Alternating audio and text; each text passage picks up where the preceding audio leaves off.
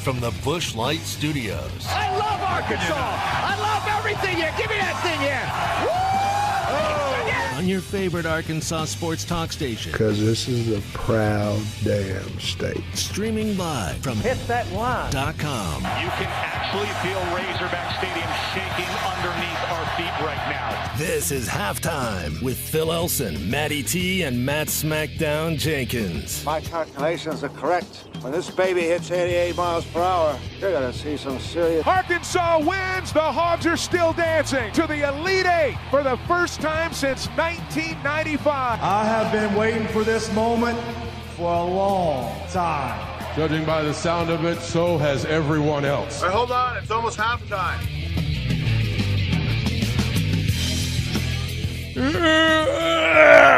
Oh, boy.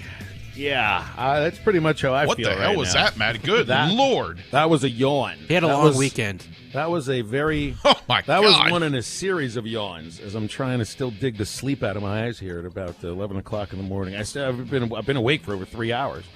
But, you poor thing.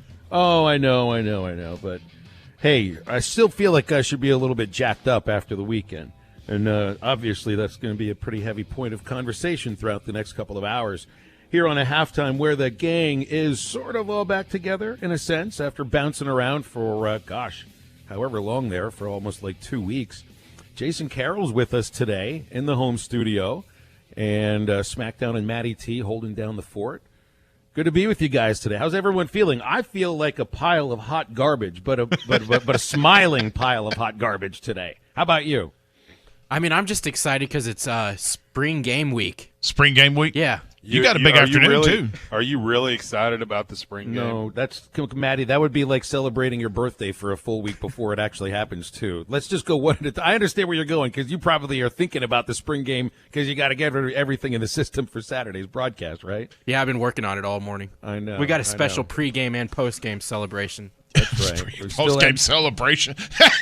leading right into Arkansas versus Texas A&M baseball, by the way, too. That's right.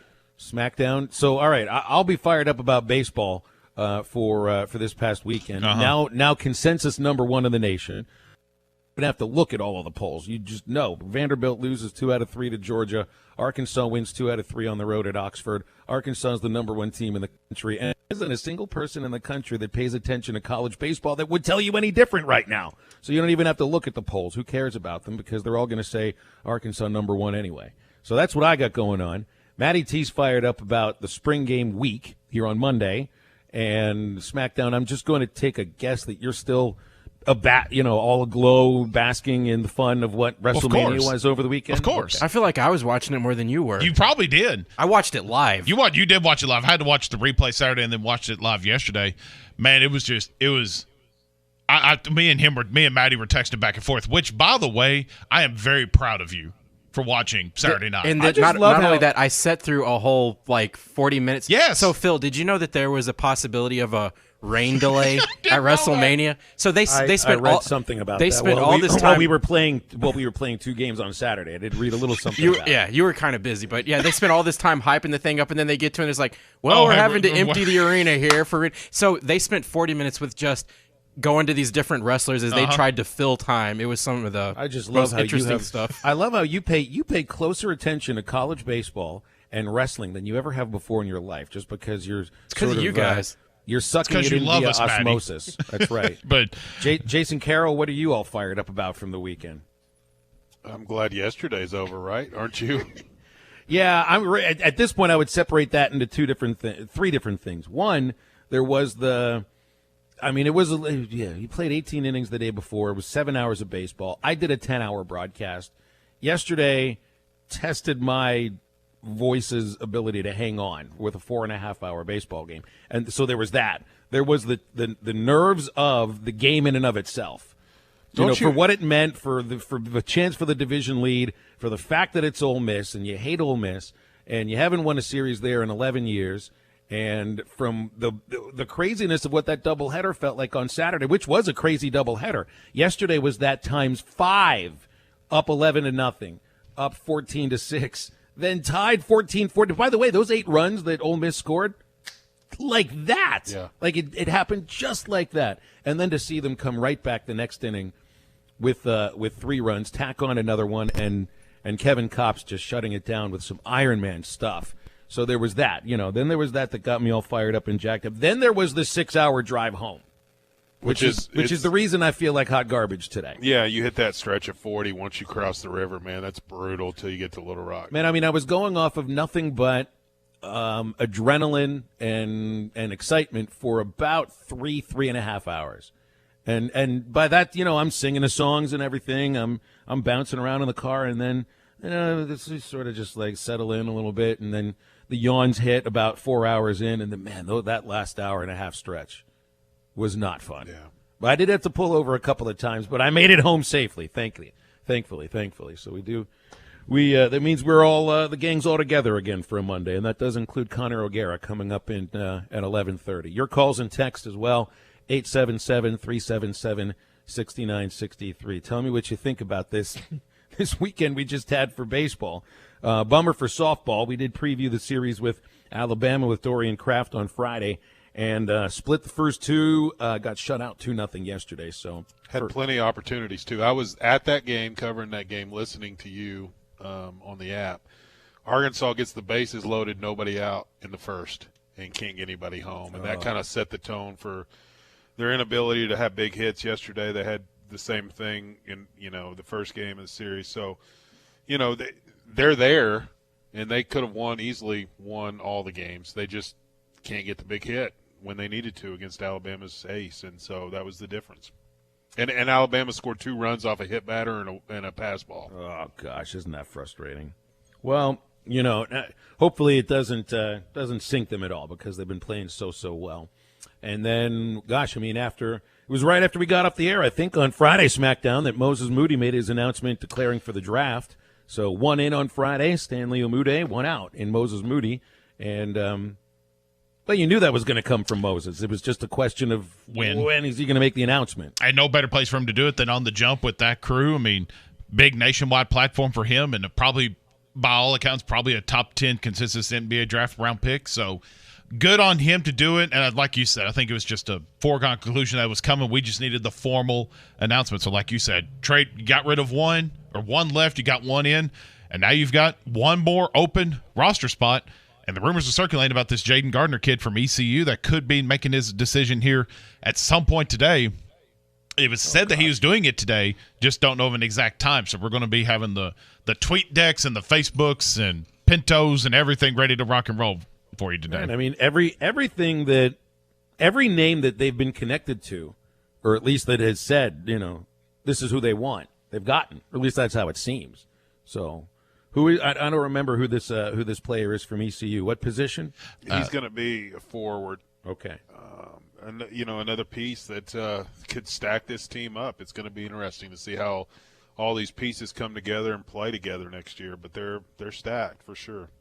Brand new Razorback basketball team 2 weeks after the Elite Eight run ends. I mean, a brand new team, totally new almost. I mean, you do have your core of 3 guys. And hey, what did you have coming back from last year?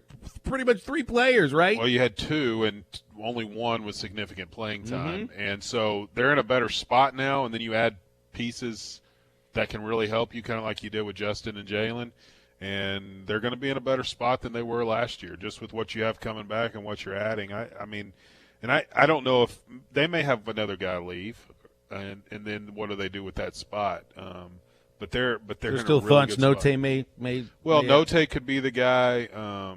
Ibby could be a guy that's. I mean, he's a glorified practice player, and does he want to stay and be a practice player or go try to play somewhere else? Because he's not going to play in this lineup. It's pretty much what the situation was going to be with Ethan Henderson, right? Yes, yeah. And that's why Ethan bolted, and I'm surprised he ended up at A&M, but good for him, and get to see him a couple times next year. And when I saw that on the Twitter machine, what was that, yesterday? Yeah. I took a glance during that 4-hour, 25-minute baseball marathon, and I did see, wait a minute, I think that's Ethan Henderson in A&M Maroon.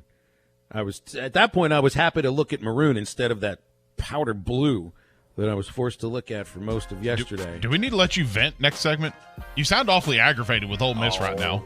Hey, man, I'm as happy as I can be. I love Ole Miss. Totally I mean, that Ole Miss coach, especially after Arkansas wins 2 out of 3, it's really, really easy. Well, I didn't watch every game, but was throw it in the dirt guy there yesterday or all weekend? No, I don't know who that is. There's a guy that would always yell, throw it in the dirt. I didn't hear that. But I did hear 11,000 umpires get just about every pitch they thought was a strike wrong yesterday. That was a lot of fun to see, and yeah, we all know what we think about Ole Miss baseball, and I agree with you to the nth degree, especially after what happened over the weekend. I don't need to vent because it's more about celebration and just the craziest game that I've ever seen. To be honest, I don't think I've ever seen a game like what happened yesterday. Dave Van Horn pretty much said as much, and we'll talk about that after this. This is Trusting the Process. Mike Irwin of the Big Trail Nation with us. I got to know people here, the fans, the passion they have. A dandy white perch. Big old slab. C'est bon, sacalé. One beautiful crappie. It's a paper mouth. Some serious crappie. Nice speck. We got crappie. They might go by different names, but all prefer the same thing. Bobby Garland, America's favorite white perch, slab, sockeye, papermouth, crappie, speck, crappie baits. I call it dinner. Tommy Kraft here. When it came time for new gates and some fence repairs at my home, the Fence Man was my first call. The Fence Man does it all, from large commercial jobs to small residential repairs. Wood privacy fence, vinyl fence, commercial or residential chain link, even custom wrought iron fencing. 479-782-3936. 18 months, same as cash financing with approved credit is now available. If it involves fencing, the Fence Man does it. The Fence Man. He ain't afraid of no work. 479-782-3936. This song might make you feel cool, but it perfectly describes a fool. I'm gonna take my horse to the old town road and gonna ride till I can't no more, and can't nobody tell me nothing. This path will only lead you to God's wrath, because the Bible says the wicked refuse discipline and treat his words like trash. What good is a nice beat when you're headed down the wrong street? I'm Pastor Heath from Woodland. Think about it.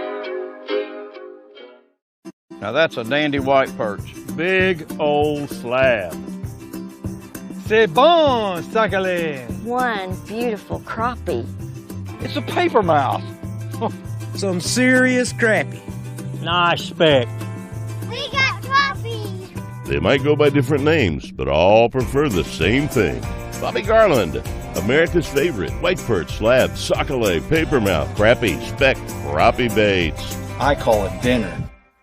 Tommy Kraft here. When it came time for new gates and some fence repairs at my home, the Fence Man was my first call. The Fence Man does it all, from large commercial jobs to small residential repairs. Wood privacy fence, vinyl fence, commercial or residential chain link, even custom wrought iron fencing. 479-782-3936. 18 months, same as cash financing with approved credit is now available. If it involves fencing, the Fence Man does it. The Fence Man. He ain't afraid of no work. 479-782-3936.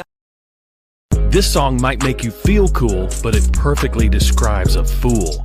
I'm gonna take my horse to the old town road and gonna ride till I can't no more, and can't nobody tell me nothing. This path will only lead you to God's wrath, because the Bible says the wicked refuse discipline and treat his words like trash. What good is a nice beat when you're headed down the wrong street? I'm Pastor Heath from Woodland. Think about it. Now that's a dandy white perch. Big old slab. C'est bon, sacalé. One beautiful crappie. It's a paper mouth. Some serious crappie. Nice speck. We got crappie. They might go by different names, but all prefer the same thing. Bobby Garland, America's favorite white perch, slab, sockeye, papermouth, crappie, speck, crappie baits. I call it dinner. Tommy Kraft here. When it came time for new gates and some fence repairs at my home, the Fence Man was my first call. The Fence Man does it all, from large commercial jobs to small residential repairs. Wood privacy fence, vinyl fence, commercial or residential chain link, even custom wrought iron fencing. 479-782-3936. 18 months, same as cash financing with approved credit is now available. If it involves fencing, the Fence Man does it. The Fence Man. He ain't afraid of no work. 479-782-3936. This song might make you feel cool, but it perfectly describes a fool. I'm gonna take my horse to the Old Town Road and Now the last 4. Here it comes. He struck him out swinging. That's it.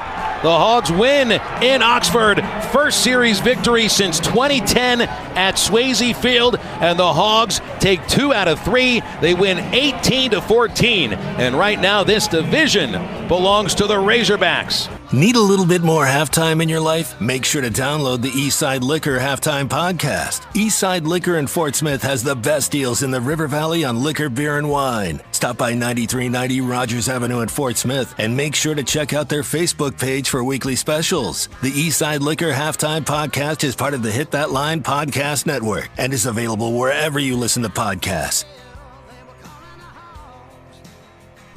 All right, I'm going to need to know what you all feel about this Arkansas baseball team right now. Maybe you listen to this show sometimes to see how I feel about them, what I think about them, but this is all I can generate at this point today. This is pretty much how I feel today. It is like you're just mentally gone? Yeah, I mean, gosh, that was 10-hour broadcast Saturday. Yesterday was probably 5. And look, it's not torture, don't get me wrong, but it is, doing it alone. And the crazy emotional swings, the fact that it's already emotional because it's college baseball anyway, and then add on everything else with it, and then the drive, and you can hear it in my voice a little bit. I'm going to have a little trouble putting words together today. Well, this is the one day that I would be a little bit nervous about my radio filter not working properly. Get the fine button ready. The off-air vocabulary, unfortunately, might appear on the air. Got to make sure that doesn't happen. Well, I know Maddie was asking during the break, like, how do you do, like, potty breaks? Oh, set up as an on-air topic now? No, not that as an on-air topic. Well, but it doesn't have to be. Do we want to jump right into it then? I mean, I was curious. No, okay. it doesn't have to be. No, but what I'm just impressed with, because I've gropped and moaned about this while we do stuff with tech like this, you might as well just say, for conference, you did 15 hours of broadcasting by yourself. Yeah, and much. I give you mad props for that, because anytime, like, I always had to have a second person there just to at least give my voice a break for a second. God bless you, my friend. I mean, the best way to put it, and this will give you a hint about what Matty T was getting at. Like, also, we are talking about potty breaks. No. The nearest restroom was too far away to be able to make it there and back during an inning break, and these were really long games. So take that at face value. Ryan in Hot Springs has taken the time to give us a call. 877-377-6963. Ryan, what's up? Thanks for the call, man. Well, first I want to say you did an awesome job yesterday. I had to drive back from Fayetteville, and I had a sleeping wife and a sleeping 4-month-old. So you were pretty much the only thing keeping me company yesterday, and you did a good job calling the game, and I really appreciate the job you did yesterday. I just want you to know that. Thank you very much. I don't know how anybody could sleep through that game. Wow, that's an achievement.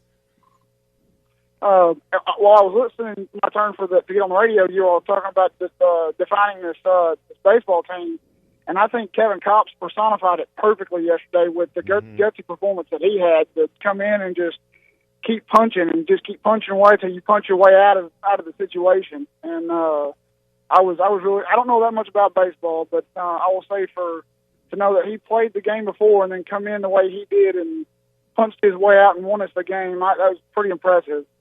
So I'm a newer baseball fan, so but that's all I got, and I'm just glad we beat the crap out of Ole Miss. That made me happy, and I hope y'all have a good day, and I'll talk to y'all later. You got it, Ryan. Appreciate. Hey.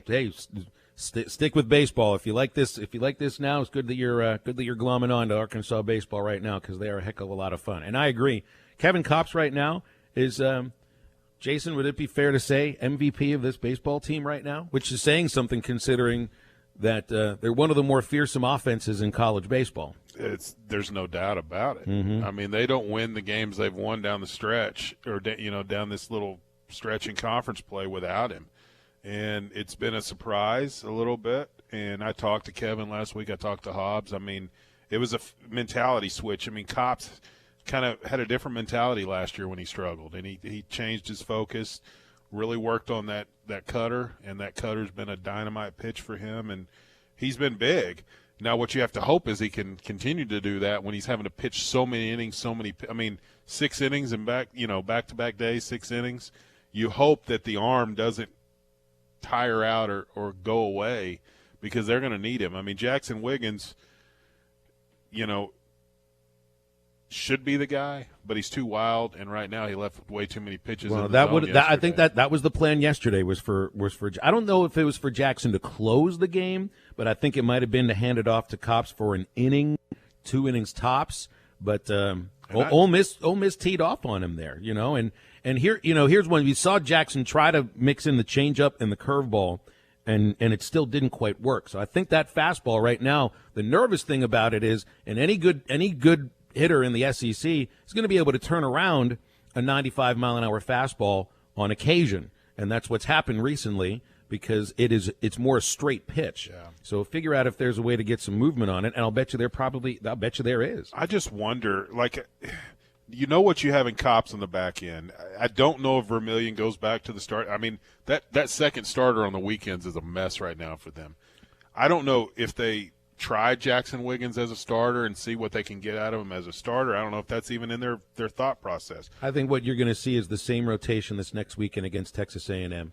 That's a pretty good lineup for Ole Miss. It really is. It is. I just wonder, when are they we've talked about it, when you get to the postseason, where are the starters going to be for you? And I think that's why they don't want to change it up quite as much right now. See what happens moving into this A&M series. But I agree with you. It is an unsettled starting pitching rotation, no doubt about that. And right now Kevin, you can't rely. You don't want to rely on needing Kevin Kops to pitch 6 innings on a weekend or all 3 games on a weekend, which is what happened last. The guy's being Superman right now, legit being Superman. And what you have to worry about is that arm just falling apart. And you still got a lot of season left. And you need that arm to be there for you the rest of the way. So they've got to have some guys step up. I don't know if that's a guy like Vermillion on the back end with Kops or what you do. Check out the numbers for Kops here. And we got a call on hold here. Kops, he's made 15 appearances, 4 saves, 5 wins. And it's not cheap wins. It's not vulture wins, not blowing saves really for somebody to and getting a win of his own. 28 innings, 3 runs. He has struck out 49 batters. He struck out almost half of the batters he's faced. His ERA last year was 8. It's 0.96 right now. In the most difficult conference in college baseball, and also he threw that first weekend in the Texas thing. So pretty incredible. And right now it's not just the cutter. It's not just the cutter with him. That's a major portion of it. But he's got batters guessing, and they're not ready for the 4-seam fastball that he throws sometimes, which comes in at 91, 92, and he throws it where he wants, and they're not ready for it. We even saw him mixing a changeup last time. You're not going to get through 3 innings just throwing cutter back-to-back days. He's not just a cut guy. The thing isn't his only pitch. It's one of the reasons he's been so good is now it looks like he's got 4. Yeah. And that's the thing, right? And we can get to the caller, but he's got multiple pitches like a starter would, not a reliever. And so it is a thing where he might give up a hit or 2, but he's going to come back and get 2 double play balls, like he did in game 1. So he's got the ability to work around some trouble and get out of things with those pitches. Got Jason in Frankfurt on the phones here. Hey, Jason, what's up? Hey, I want to join in on the Kops Love Fest that you all are having, and it's well-deserved. What I saw yesterday in the 6th inning, those 2 runs that tied it up, those were not really well-hit balls. One, I think it was the second of the 2 hits that he gave up after he came in, was maybe below the knees, and that guy just went down and got the barrel on it and got it over the second baseman's head. So, yeah, to get on the Kops Love Fest, he was a lifesaver. Well, that guy that you're talking about, Leatherwood, was the only one who had 2 hits against Kevin Kops because he singled against him in the 9th inning too. He really was just hot. The only thing that kept him from having a perfect day was Christian Franklin, and nobody's mentioned even Christian Franklin's catch of the center field fence. He robbed Leatherwood in the second inning, and for me, that was the play of the year. Well, and it was also good. So, yeah. No, go ahead. Well, I was just going to say that. I think it was the third baseman in Game 3. He had 3 walks and 2 hits. Do I have that right? I honestly can't remember, but he had a great game. Colin Smith. This team Colin is Smith. scrappy and playing. Yeah, Colin Smith. Yeah, that was a good thing to see there, too, because, Cullen was the only one of the guys who usually would start or get some playing time that didn't play at all in the doubleheader. And he'd been sitting on 199 career hits for almost 2 weeks. And then the first pitch he sees yesterday, he hits it off. You saw that off the top of the center field wall, and it looked like it could have gone either way, and it goes over the fence off the top of the center field wall. What a cool way to get your 200th career base hit. And then he ends up perfect. And how about this? He reaches base 5 times. You go into the 9th inning, and instead of having Smith lead off because they're throwing a left-hander at that point, Dave Van Horn throws Jacob Nesbitt in there, and he gets a single. So the number 7 batter yesterday, 2 different guys combined to reach base 6 for 6. And this is what this team does. It's not just bullpen. It's also guys coming off the bench to pinch hit, pinch run, make plays in the field. You had Braden Webb, who probably wouldn't have started yesterday. If Zach Gregory isn't hurt, he ends up with a home run and reaches base 4 times. That's the kind of team you have right now. All right, we're going to talk with Connor O'Gara after the break. Stay with us. Businesses that run like clockwork establish routines they trust. That's why over 1 million companies rely on Cintas. We'll help you protect employees and customers with essential safety supplies, inspect your fire protection systems and devices, hygienically launder your uniforms, and keep you well-stocked with the leading hand sanitizers and disinfecting wipes. Learn how Cintas can help you open your doors with confidence. Oh, I'm ready! Visit Cintas.com and get ready for the workday. Nothing can prepare you. A dragon marking? It's an invitation. Means you've been chosen. For Mortal Kombat. On April 23rd. We don't have much time. The worldwide phenomenon comes to life. I am Sub-Zero. Get over here! Mortal Kombat. Rated R. Under 17. Not admitted without parent. In theaters and on HBO Max April 23rd. Hello, Jeremy Tissington, General Sales Manager at Randall Ford. When you're in the market for the right used vehicle, look no further than Randall Ford. If you're looking for a late model truck, we have it. How about a safe, reliable car for under $10,000? We have it. Plus, we will get you financed, guaranteed. At Randall Ford, all vehicles go through a 115-point safety inspection, all vehicles come with warranty, and no payments for 90 days. Plus, we will deliver right to your front door. Stop in today. I would love to meet you and earn your business. Randall Ford, 5500 Rogers Avenue, or online at randallford.com. Whether it's a game day, a holiday, office function, or your family lunch or dinner, Whole Hog Cafe Fort Smith is ready to serve you their award-winning barbecue and sides. Dine in or call either of the Whole Hog Fort Smith locations, Borough Road or Phoenix Avenue, or go online to wholehogfortsmith.com and check out their buddy packs and party packs. Both Whole Hog locations are currently open 11 till 6, Tuesday through Saturday. Experience award-winning barbecue and sides at Whole Hog Cafe today. For more than 80 years, Forest Grin Inc. has been building the foundations of the River Valley and beyond. Forest Grin, a destination point for men and women with a drive toward excellence, is now hiring experienced concrete finishers and heavy equipment operators. Apply now from any mobile device at forestgrininc.com. Forest Grin is a heritage company and a premier employer. Don't miss this opportunity to become part of the Forest Grin legacy. Apply now from any device anywhere at forestgrininc.com. Forest Grin Incorporated is an equal opportunity employer. Attention, attention! Do you have a fifth wheeler, a travel trail, or a motorhome that you don't get to use quite as often as you want? Well, we have your solution. Breeden RV wants to buy your RV. Due to the historic events that have happened over the past year, RVs are in high demand, and Breeden RV will pay you top dollar for yours. So push it, pull it, or drag it to Breeden RV in Van Buren today for a free appraisal and get cash in hand within an hour. Everyone could use a little extra money these days, and we can help you get yours. Call Breeden RV at 479-262-2418 or visit us on the web at BreedenRVs.com. Eagle Crest Golf Course is now open. Enjoy the beautiful views, great Zoysia fairways, and the new bent grass greens. The newly remodeled Pro Shop is stocked and ready to accommodate all of your golf needs. Make sure you call 632-8857 right now to book your corporate or charity event. Take advantage of one of the premier golf courses in Arkansas. Now open Eagle Crest Golf Course. Just 20 minutes from Fort Smith and 40 minutes from Fayetteville. Your next golf adventure is at Eagle Crest Golf Course. Come one, come all for the new Under the Big Top menu at your locally owned TGI Fridays. It's food and fun for everyone with new circus-inspired items like the new Whiskey Glazed Donut Burger, the new famous Whiskey Glazed Skewer, and the new Cotton Candy Cosmo. The patio is open, so come by and enjoy the great happy hour specials at TGI Fridays in Fort Smith. You can order online for curbside pickup by calling 479-484-0906 or order online at Fridays.com. Your locally owned TGI Fridays at I-540 and Rogers in Fort Smith. This is ESPN 95.3. Hey, Surrey!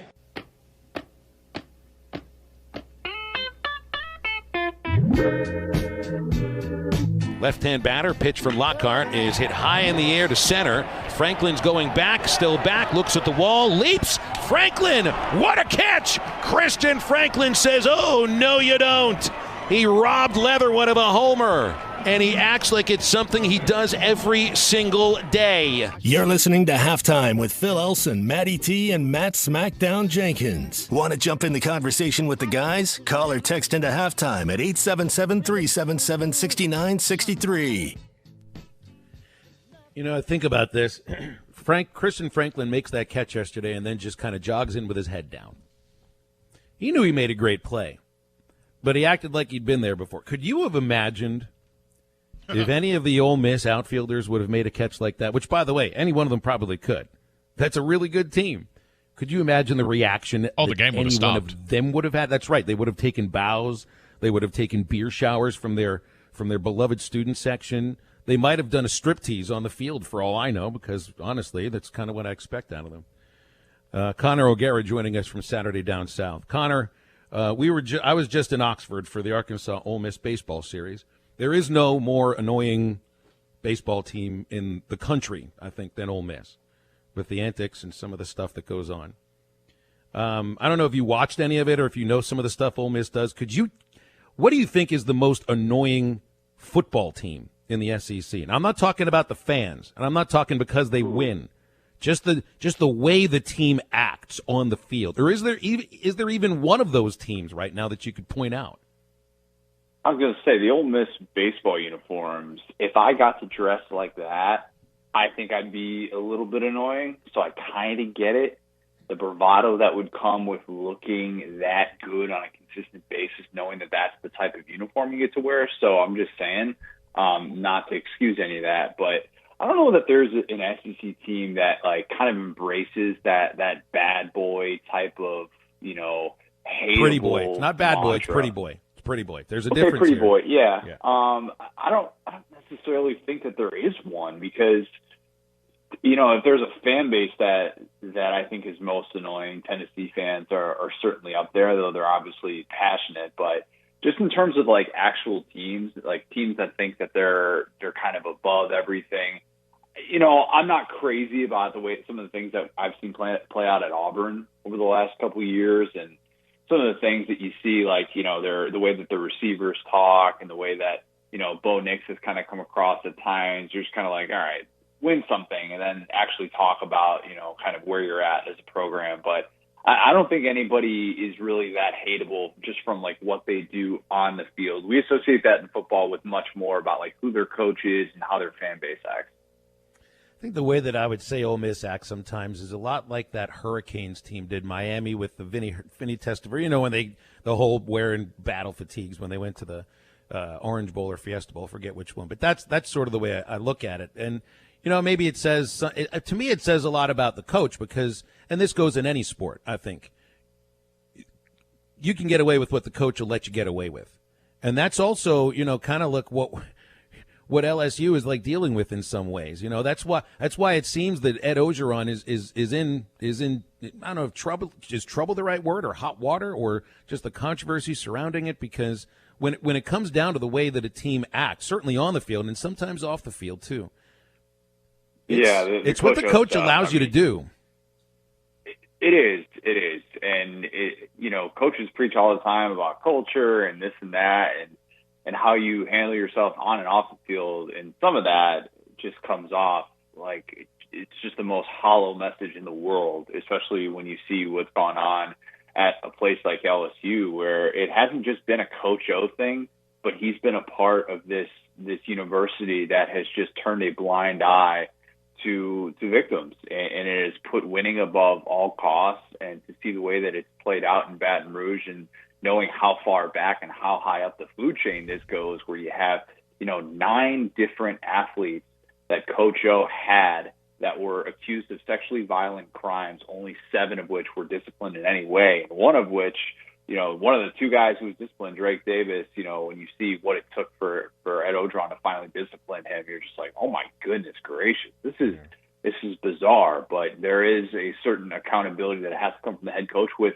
and it's different if we're talking about what's being, accused at LSU as opposed to, Ole Miss baseball players being a little flashy. But I mean, it does kind of come back to the culture that a coach is willing to take on, and some are a bit more headstrong, and they're a bit more kind of I don't want to say set in their ways, but they'll kind of put their foot in the ground and put an end to something before it gets out of hand.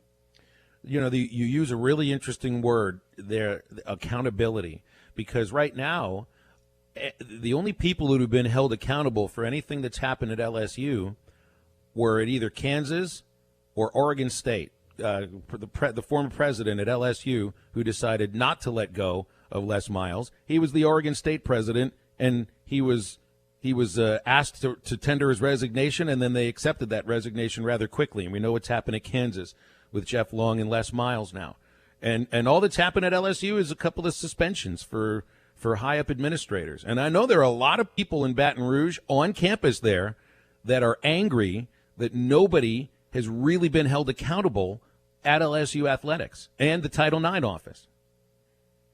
It's strange. It's really strange, because the point you bring up about F. King Alexander, who was fired or, at Oregon State, basically asked to step down in the wake of all that. It is so strange to see that LSU has still kind of embraced this. Well, you're not going to get us. And that's just how high up this goes. And you've seen, like, the associate AD, Verge Osbury, who was promoted after the university knew that he turned a blind eye to the Drake Davis situation, the former LSU receiver who was accused of domestic violence, and was found guilty, kicked off the team eventually. But you've seen him get suspended for 30 days. And you haven't seen Coach O get disciplined. You haven't seen anything other than, these statements, these letters that they sent to the, I can't remember, it was like in this Senate hearing. And now they're getting the U.S. Department of Education involved, because when we're talking about abuse of power at a big public university, that's a really serious deal. And there are now so many people that are getting involved in this. There are $50 million lawsuits going on. I mean, it is a mess. It is an absolute mess. If you know nothing else about this situation other than LSU from the top down looks awful right now, I'd say that's the biggest takeaway. And it's hard to see them really being able to save face on this without having to go through some sort of major overhaul in those, official higher up positions at LSU. Connor O'Gara from Saturday Down South joining us here on Halftime. I want to stick with this just for a second before we move on from this, but we were talking about this last week when you started seeing the news break with this and all the stories that were starting to come forward. But the ramifications, now I want to obviously focus on LSU, but when you look outside of LSU amongst the SEC and other schools nationwide, this is going to have ramifications on everybody for how they conduct not only like the athletic business, but Title IX business and everything about it. And depending on how this all turns out with LSU, which you hope they get the hammer put on them and get done, make sure that their punishments are taken into consideration, obviously. But this is going to have ramifications for how all the other schools do handle business. I wish I could say that, but after seeing cases like this play out at Baylor and Michigan State, I really don't have a whole lot of confidence in that. And that's a sad thing to say, because we have we have put winning above all else. And, I'm guilty of this in my business and what I do and writing about winning programs. And it's fun to talk about Coach O and kind of the cartoon character, and Les Miles needs grass. And we build these coaches and these programs up based on what they're able to do when they win. And, as you guys know, in Arkansas, when they're not winning, we're going to get on air and we're going to, write, and we're going to talk about how bad they are and how they need to do what it takes to be able to figure that stuff out.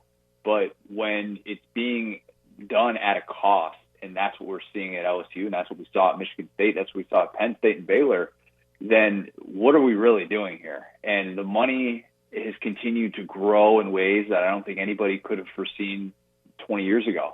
And that's the issue that major college football has to continue to address, is what are we putting first? Are we putting our students in jeopardy? Are we putting their interests on the back burner and doing it for the sake of our program because of the money that it brings in? I mean, that's not going away. And I hate to say that, but it's not going to surprise me when the next case like this comes up. LSU, not to say it's a casualty, but unfortunately it's not the first, and it's probably not the last to be in a position like this where there's just been blatant abuse of power from so many different levels. And it's a really tough thing to have to sit there and watch as someone who loves college football. The money situation that you're talking about there, Connor, is playing out at the Supreme Court. There's going to be a decision coming out, I guess, sometime this summer that really is going to decide the future of what college athletics looks like. And it's basically about like this giant pile of money you're talking about. How much of it goes to students, how much of it goes to whatever else, facilities or upkeep or administration overall. I've always said about college athletics, like people will say, oh, it's all about the money. No, the suits that get the profits are the ones at ESPN and, the bowl committees and that kind of stuff. These are mostly public athletic departments. Nobody is taking home profits, but there is a giant pile of money, and the equation of, how much of it goes to students, that right now is what is being debated, and that's really where the future of college sports lies. It's interesting, too, because then you see a program like Vanderbilt, which has refused to partake in all of this spending, has finally decided that it's going to spend on athletics. And we saw the $300 million plan that was announced. I believe that was last week or the week before, but where they finally say, we're going to make this investment in big revenue sports. And they're asked, well, how are you able to do this? It's like, all right, well, we're just moving the money from one bank account to another. The money's been there. And that's the crazy thing, is that these decisions have been made, and they've been made for years. And to what extent is it being prioritized? It depends on which university you're looking at. But so many of these programs now, they continue to spend at such reckless rates because the money continues to grow. And you could say that you're not profiting and you're not doing this, you're not doing that. Well, that's because you're spending more of it. I mean, that's what it comes down. It's what it comes down to. So it's going to be fascinating to see the way that this all plays out, how name, image, likeness is going to impact that, if these student athletes are able to really make significant money off of, what any college student could be able to do. Obviously, they don't have the same sort of platform, but yeah, the money is just such a fascinating part of the conversation. If you think the money is the same now as what it was 10, 15 years ago, I mean, you just have your head in the sand. Connor, before we let you go, want to get your thoughts on some Razorback football. This weekend is the Arkansas spring game. You're going to see probably some new faces on the offensive end, particularly quarterback. You got KJ Jefferson coming back, Malik Hornsby, and some other new pieces. In watching the spring game, it'll be on the SEC Network. What are you looking forward to seeing the most with this Razorback football team in the spring game? Yeah, I want to see how KJ Jefferson runs Kendall Bryle's offense, because I think it's kind of easy to forget that he wasn't a Sam Pittman era recruit, and he came to Arkansas to run Chad Morris's offense. And I mean, I realize that sounds like such a weird thing, because KJ Jefferson looks to have fully embraced the Sam Pittman era.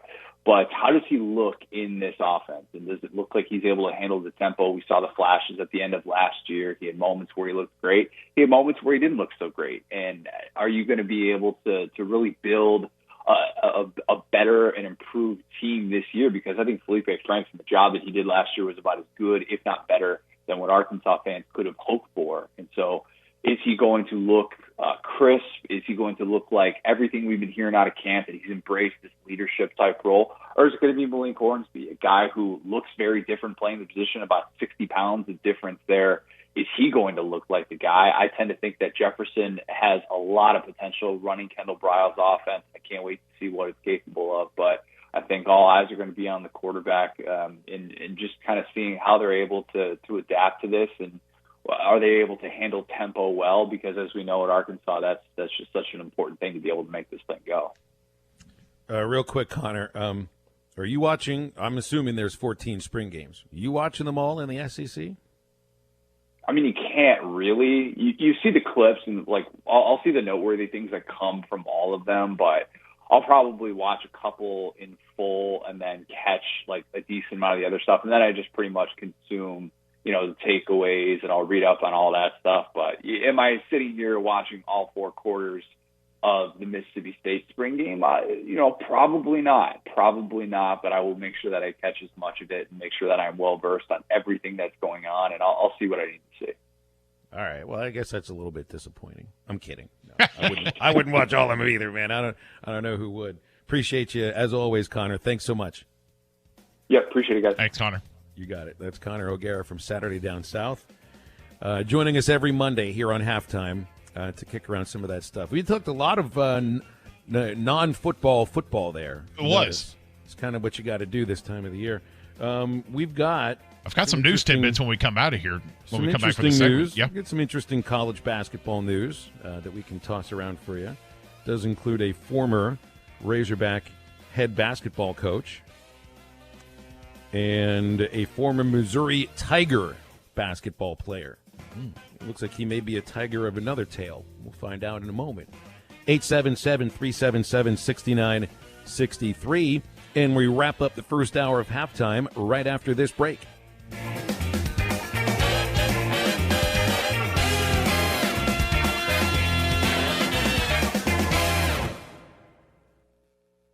This time of year is hectic, and we know you have things to do and places to be. Southern Tire Mart can help you get there and save you money on America's most trusted brands like Michelin and B.F. Goodrich. Take advantage of our $29.95 oil change, which includes a 27-point vehicle inspection. Come see us at Southern Tire Mart just off I-540 at exit 14 in Fort Smith today for quality Michelin and B.F. Goodrich tires and the best-in-class service. Get where you need to be with Michelin, B.F. Goodrich, and Southern Tire Mart. Tommy Kraft for the Fence Man. If you've always wanted powered automatic gates at your home or business, but you didn't know who to call, let me tell you about the Fence Man. 479-782-3936. The Fence Man does it all. Custom wrought iron installations, automatic gates, even controlled access systems, and lots more. Ask about 18-month, same as cash financing with approved credit. For your custom fence and gate needs, call the Fence Man. 479-782-3936. The Fence Man. He ain't afraid of no work. Locally owned Lumber One can handle all of your building needs. They've built their business on having great relationships with everybody from contractors and builders to the everyday build-it-yourself. Lumber One is a full-line door shop to handle all of your door, window, and trim needs. And along with lumber, roofing and drywall products, attic wall and floor insulation is available. Lumber One also does blueprint takeoff with access to design services with estimates available. So go where the pros go. Lumber One, located on Industrial Park Road in Van Buren. Every Saturday is brunch day at Joe's Grill and Cantina, starting at 10:45. Come on in and have brunch specials and sip on a cocktail before you start your day. Have a breakfast burrito, frittata, and there's more to choose from. Mimosas and other cocktails are available too. Joe's Grill and Cantina. It's brunch every Saturday, starting at 10:45. And as always, half price apps and taps during the Hog baseball games. Joe's Grill and Cantina, 3400 South 74th Street, across from Harps. GS Hobby, located at 2003 4th Street in Barling, has over 300 remote control cars in stock with brands like Traxxas, Arma, Axial, Lossy, Team Associated, and ProBoat. GS Hobby has in stock the most popular cars, and they have an 80-mile-per-hour Arma infraction. An indoor turf track is also available for racing events from beginner to pro set, or if you just want to have a little bit of fun. Stop by Monday through Friday 10 to 6 or Saturday 10 to 4, or give them a call at 648-1994. GS Hobby, more fun than you'll ever know. It's spring cleaning sale time at Jelco Outdoors. Save up to 75% off on selected clothing items. Summer and winter clothing for men, women, and children. Look for the orange clearance stickers with racks lined with savings. Footwear and archery items are included in the big spring clearance sale, going on now until it's gone. The boss says let's clear the racks during the spring cleaning sale at Jelco Outdoors, 4600 South Zero in Fort Smith. The River Valley's newest pizza parlor is at Heritage Village on Chatcawley Boulevard in Chaffee Crossing. It features a large buffet and legendary salad bar, available for lunch 11 till 2, 7 days a week, and now for dinner, Wednesday and Sunday nights from 5 till 8. Heritage Pizza Parlor has new Oreo and brownie pizzas to satisfy your sweet tooth. Heritage Pizza Parlor has a spacious indoor dining room with 8 big screens and outdoor dining with 2 big screens, so you can keep your eye on the game. Heritage Pizza Parlor is at Heritage Village in Chaffee Crossing. Find us on Instagram. Looking to upgrade your fleet or needing professional service to your existing fleet? Carco International of Fort Smith offers the latest trucks and equipment in the industry. With over 70 years in the trucking and equipment business, they have the experience to keep you on the road. Carco International offers professional service after the sale. Carco International Parts Department supplies all makes, parts, and gives expert service. Carco International is the answer. Leave it to the pros to keep you on the road. Carco International, located at 2721 Midland Boulevard in Fort Smith. This is ESPN 95.3. Hey, Surrey!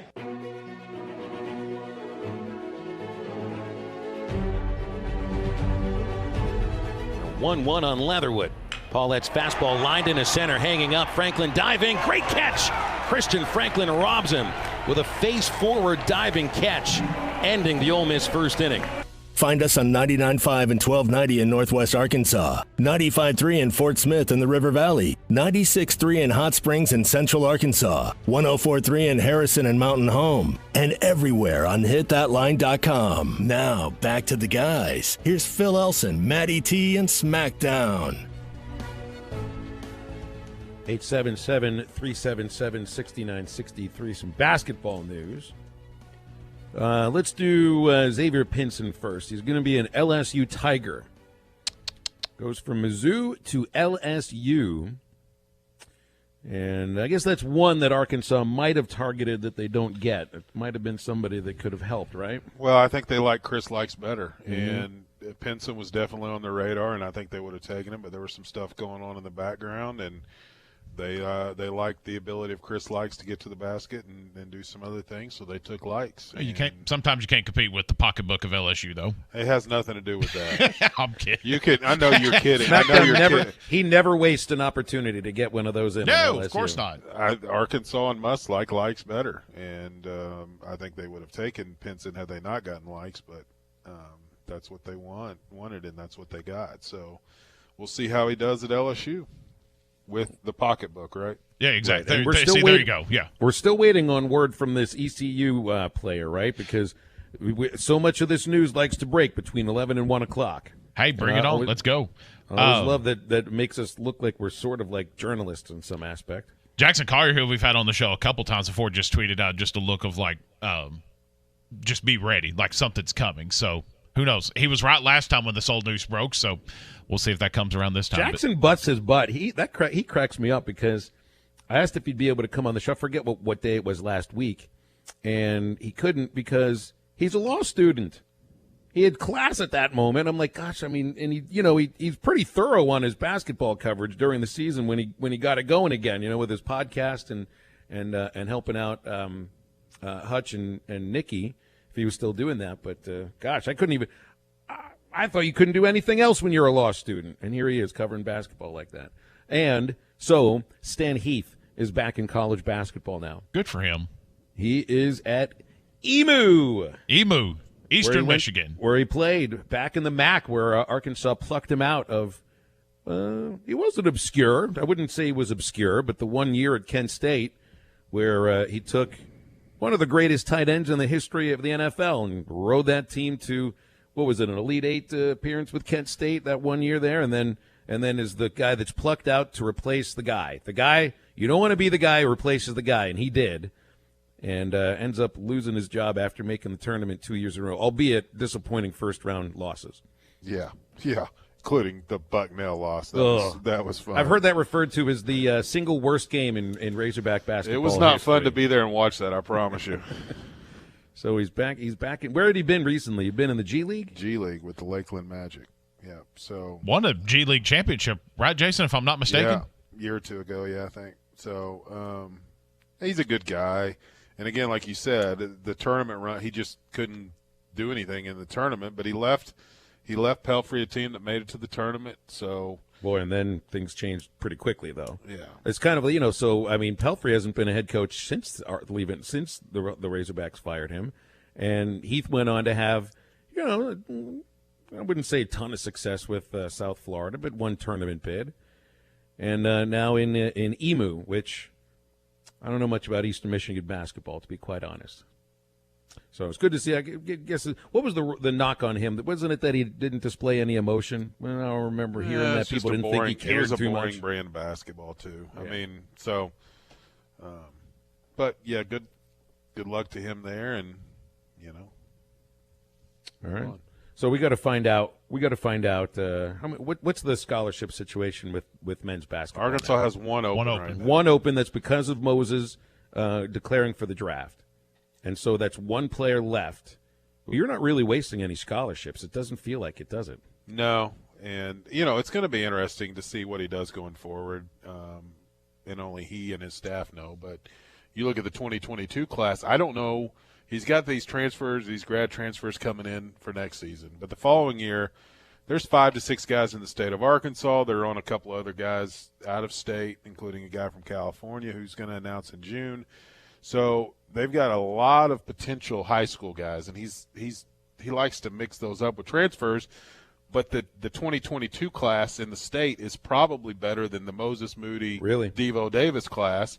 And so how does he handle that, mixing transfers in with what would be juniors? And now you're battling when you're talking about players of that caliber. Did you see Kevin Ollie was hired to coach in this new professional basketball league that is focused on late teenage players that would either be, I guess, seniors in high school or going into their freshman year, and it will give them a new option of being paid and losing their college eligibility, though they could go to the G League at some point. That's a whole new option for players that they did not have before.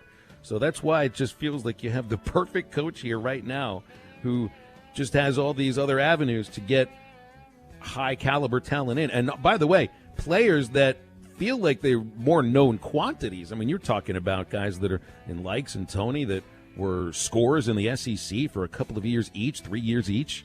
And Umude, I mean, these are much more known quantities than even high-caliber freshmen. So, and this, to me, it's just another example of why Eric Musselman is the right coach at the right time. And we're right back. When you've escaped the screens and the sun bathes everything in a golden glow, and your friend hands you a cold, organic beer that tastes as perfect as nature itself. That's pure gold. Michelob Ultra Pure Gold, the first national USDA-certified organic beer. Organic by nature. Enjoy responsibly. 2020 Anheuser-Busch Michelob Ultra Pure Gold, St. Louis, Missouri. Van Alma Tire Center between Van Buren and Alma is your one-stop tire and auto center. They offer all the name brand and private label tires for your car, truck, four-wheel drive, semi-trucks, and trailers. Plus, they have lawn and garden tires, too. They do everything from oil changes, alignments for your 2 or 4-wheel drive vehicles to brakes and suspension replacement. And CV axles and bearings, too. All this at Van Alma Tire Center, 6805 Alma Highway, 5 miles east of Van Buren, 2 miles west of Alma. After I drop the kids off, I have to run across town for a meeting, hit the gym during lunch. Jake has soccer tonight, and Emily has gymnastics? Oh, did I turn on the crock pot this morning? With a never-ending to-do list, it's easy to forget something important, like setting up a life insurance plan with Shelter Insurance. Your local Shelter agent can show you how to create a safety net for your family. Shelter Life Insurance Company, Columbia, Missouri. Ask Phil Hicks in Greenwood about Shelter's home insurance. Here's Gunner and Jeb. Hey, Jeb. I was helping Valerie with spring cleaning, and I found a $50 bill under the couch cushions. So I'm going to take the family out to eat and to the movies, and we're going to spend the night in a 5-star hotel. You're dreaming, good buddy. Well, of course I am. and it's going to save me $50. Buying a new home in Fort Smith starts with a dream and ends with the representation you need to make it come true. NickandEllie.com. Equal housing opportunity. Sagely and Edwards Realtors. River City Bistro is Fort Smith's favorite place for lunch, dinner, and brunch. Open 7 days a week, both on the heated patio and the cozy dining room. River City Bistro is locally owned and open weekdays 11 to 8, Saturdays 10 to 8, and Sundays 10 to 3. Want River City Bistro curbside to go? Just search on Facebook or Instagram for River City Bistro or go to rcbistro.com. River City Bistro, 7320 Rogers Avenue in the Stonewood Village Shopping Center. ESPN Arkansas weather. For today, lots of sunshine. Our high today in the upper 70s to low 80s. We'll start to see a chance of some showers and thunderstorms tonight. Overnight lows will be in the lower 50s. An isolated shower or thunderstorm with us on Tuesday. Otherwise, we are going to be cooler. Our high will be right around 70. I'm Sally Russell with your forecast on ESPN Arkansas. Don't let mosquitoes ruin your outside fun this year. Call Mosquito Joe to keep your yard mosquito-free. Call 479-202-9960 or visit ArkansasMosquitoJoe.com. It's fast. It's exciting. KERX Paris Fort Smith. This is halftime, coming at you from the Busch Light Studios on ESPN 95.3.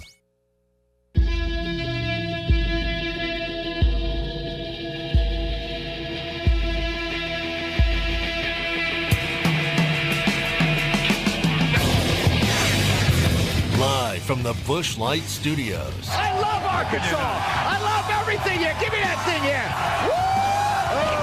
On your favorite Arkansas sports talk station. Because this is a proud damn state. Streaming live from HitThatOne.com. You can actually feel Razorback Stadium shaking underneath our feet right now. This is Halftime with Phil Elson, Matty T, and Matt Smackdown Jenkins. My calculations are correct. When this baby hits 88 miles per hour, you're going to see some serious... Arkansas wins. The Hogs are still dancing to the Elite Eight for the first time since 1995. I have been waiting for this moment for a long time. Judging by the sound of it, so has everyone else. All right, hold on. It's almost halftime.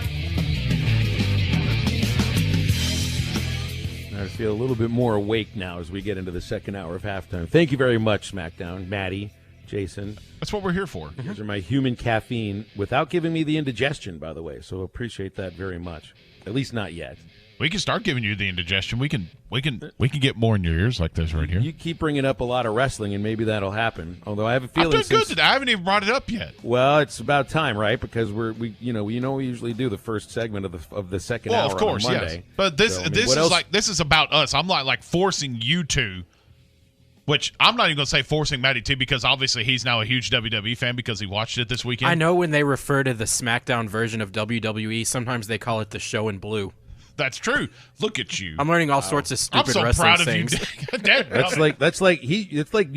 It's almost like now you know how to order at In-N-Out Burger. Right. So you found out the secret ingredients and the menu options for you to go with there. Nice job. WWE is definitely its own entity. You know what I mean? Yeah. It's very much enclosed everything about Absolutely. it. Yes, sir.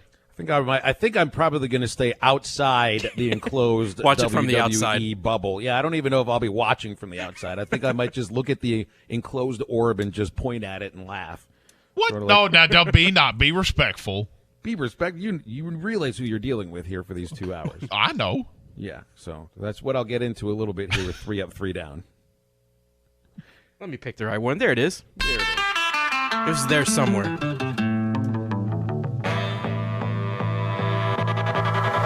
It's like a calling card or a shout out or something. That sucked. The best of the best of the best of the best of the best. What does 3 up and 3 down mean to you, Airman? End of an inning. Well, that's not the worst part. What is the worst part? It's time for 3 Up, 3 Down.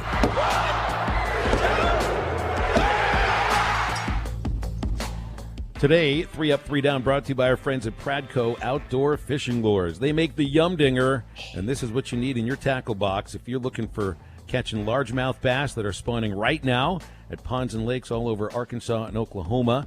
And the Yum Dinger is made by Pradco in Fort Smith in 3-inch, 4-inch, 5-inch, and 6-inch sizes.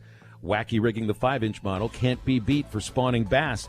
The Yum Dinger available at Walmart, Bass Pro Shops, Academy, LureNet.com, and tackle stores all over the place. the Yum Dinger. Oh, there we go. I was getting disappointed. You didn't say it at first. I thought we were going to just skip right past it. It's not how you start, it's how you end. And thankfully, my first up here is that I have now reached the end of the moments that I have to travel by myself. Hey, to all right, SEC good. cities. Thank goodness. Thank goodness. So I'm finally allowed to be around the team starting Wednesday. That's when I'll do my first interview side by side with Dave Van Horn instead of doing it over the wireless system. That is, even more importantly, when I will get my first cage lean on, when I get to be up against the batting cage during batting practice. Although 6 feet apart from anybody else there and not breathing directly on anybody, I'm sure I'll have a mask on while I'm leaning up against the cage. But it's finally going to feel a little more normal. It's the fact that you can do it now. I can get on the charter flight with the team. I don't have to do these 6-hour drives. I can have the warm cookies and milk, depending on whatever company it is that flies us.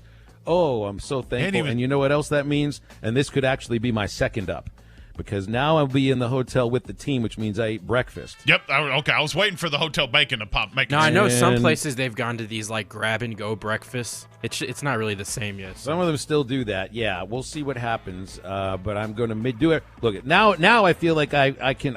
If I have to, I'll travel with my own bacon and make it myself. Just cook it in your room. That's Just right. don't do Michael Scott and grill your foot.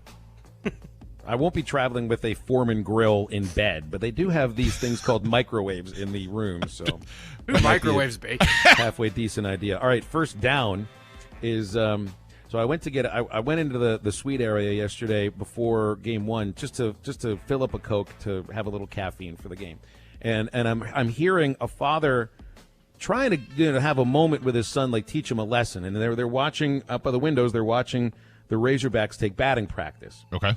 And this was an Ole Miss fan. He was very complimentary to the team. He said, "Look at them, son." And I think it was a 9-year-old kid. "Look at them, son.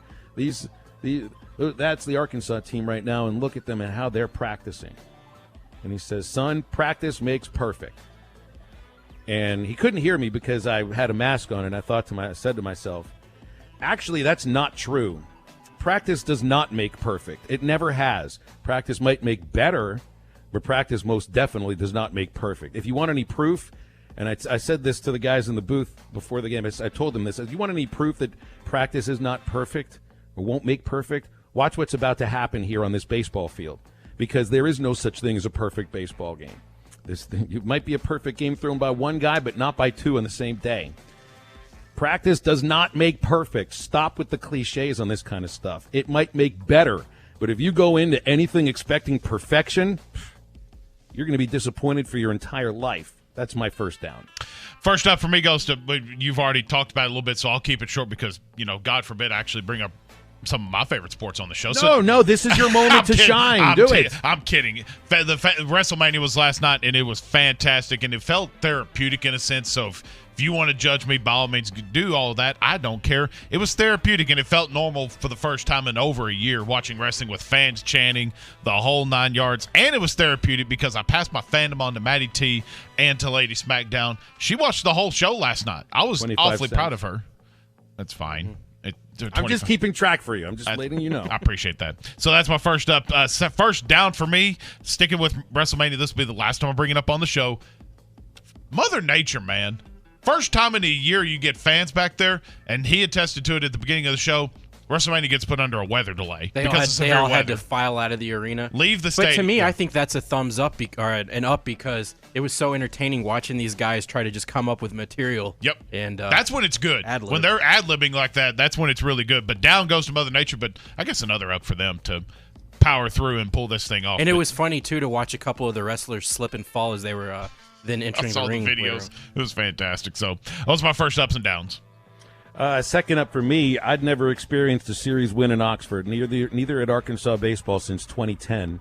And by the way, this also is the first year since 2010 that the Hogs have won series in both Starkville and in Oxford. So it's really, really great. It was fun to do it. I'd been there twice. The Hogs had lost both series, and this one just felt like a heck of a lot of fun. So that is a second up. Second down, I'm going to go to the way the Ole Miss players acted during batting practice yesterday. You can see what you can see during the game itself, and that'll speak for itself.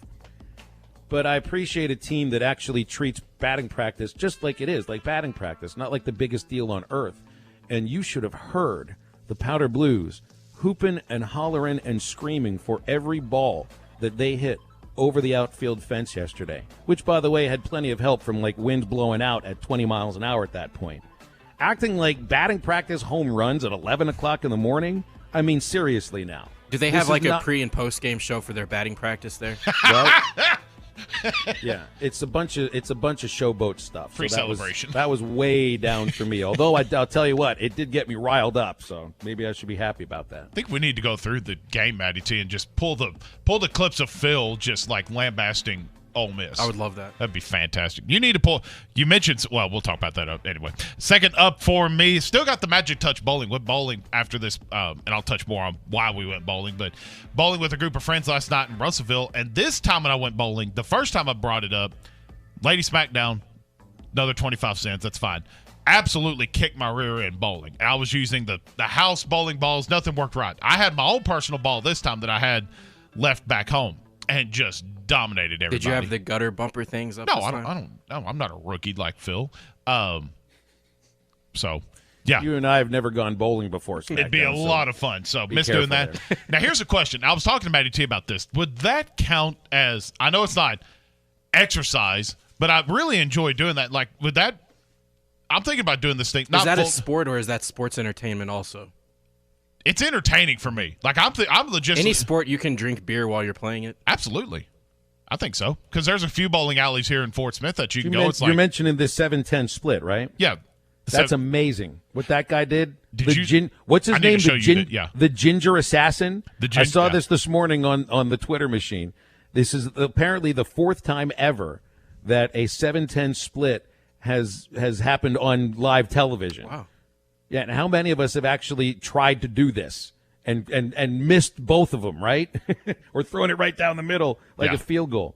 Yeah, that's one of the nuttiest. It's one of the nuttiest things I've ever seen. And then the fact that the dude is 18 and has a great nickname, the Ginger Assassin. That's up there with nickname. That's up there with Shaun White's Flying Tomato. That's a great one. The only way that I ever do anything like that is purely by accident. It just happens to do something like that. So I'm thinking about taking bowling. Did up he a say little... anything after he made that? Like, who do you think you are? I am. That guy rules. That's a great clip. It's an up-timer. I don't think anybody knew what he said because he had a mask. Oh yeah. At least, hey, social distancing is good for him. So yeah, I'm thinking of start taking up bowling a little bit more and just kind of make my biceps look like. Well, at least one of your biceps will, Second down for me goes. I hate you sometimes. I was talking about bowling. Oh, I'm sure you were.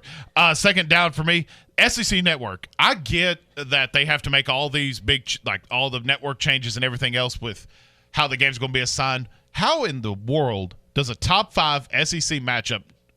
How's it not on the SEC Network or on ESPN or something like that? Well, because they plan these broadcasts out. I get it, but months ahead of time. That's why. But I get it. But make the change. Just make the change. But put Georgia, Florida, or whoever the other game was that was on the SEC Network.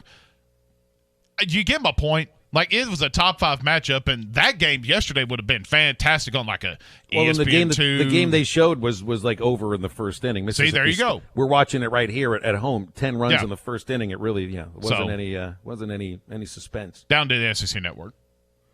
Yeah. All right. Well, there's two downs to that. There's the fact that they should have a flex schedule throughout the season. True. And the fact they don't use the alternate channel where True. to flip.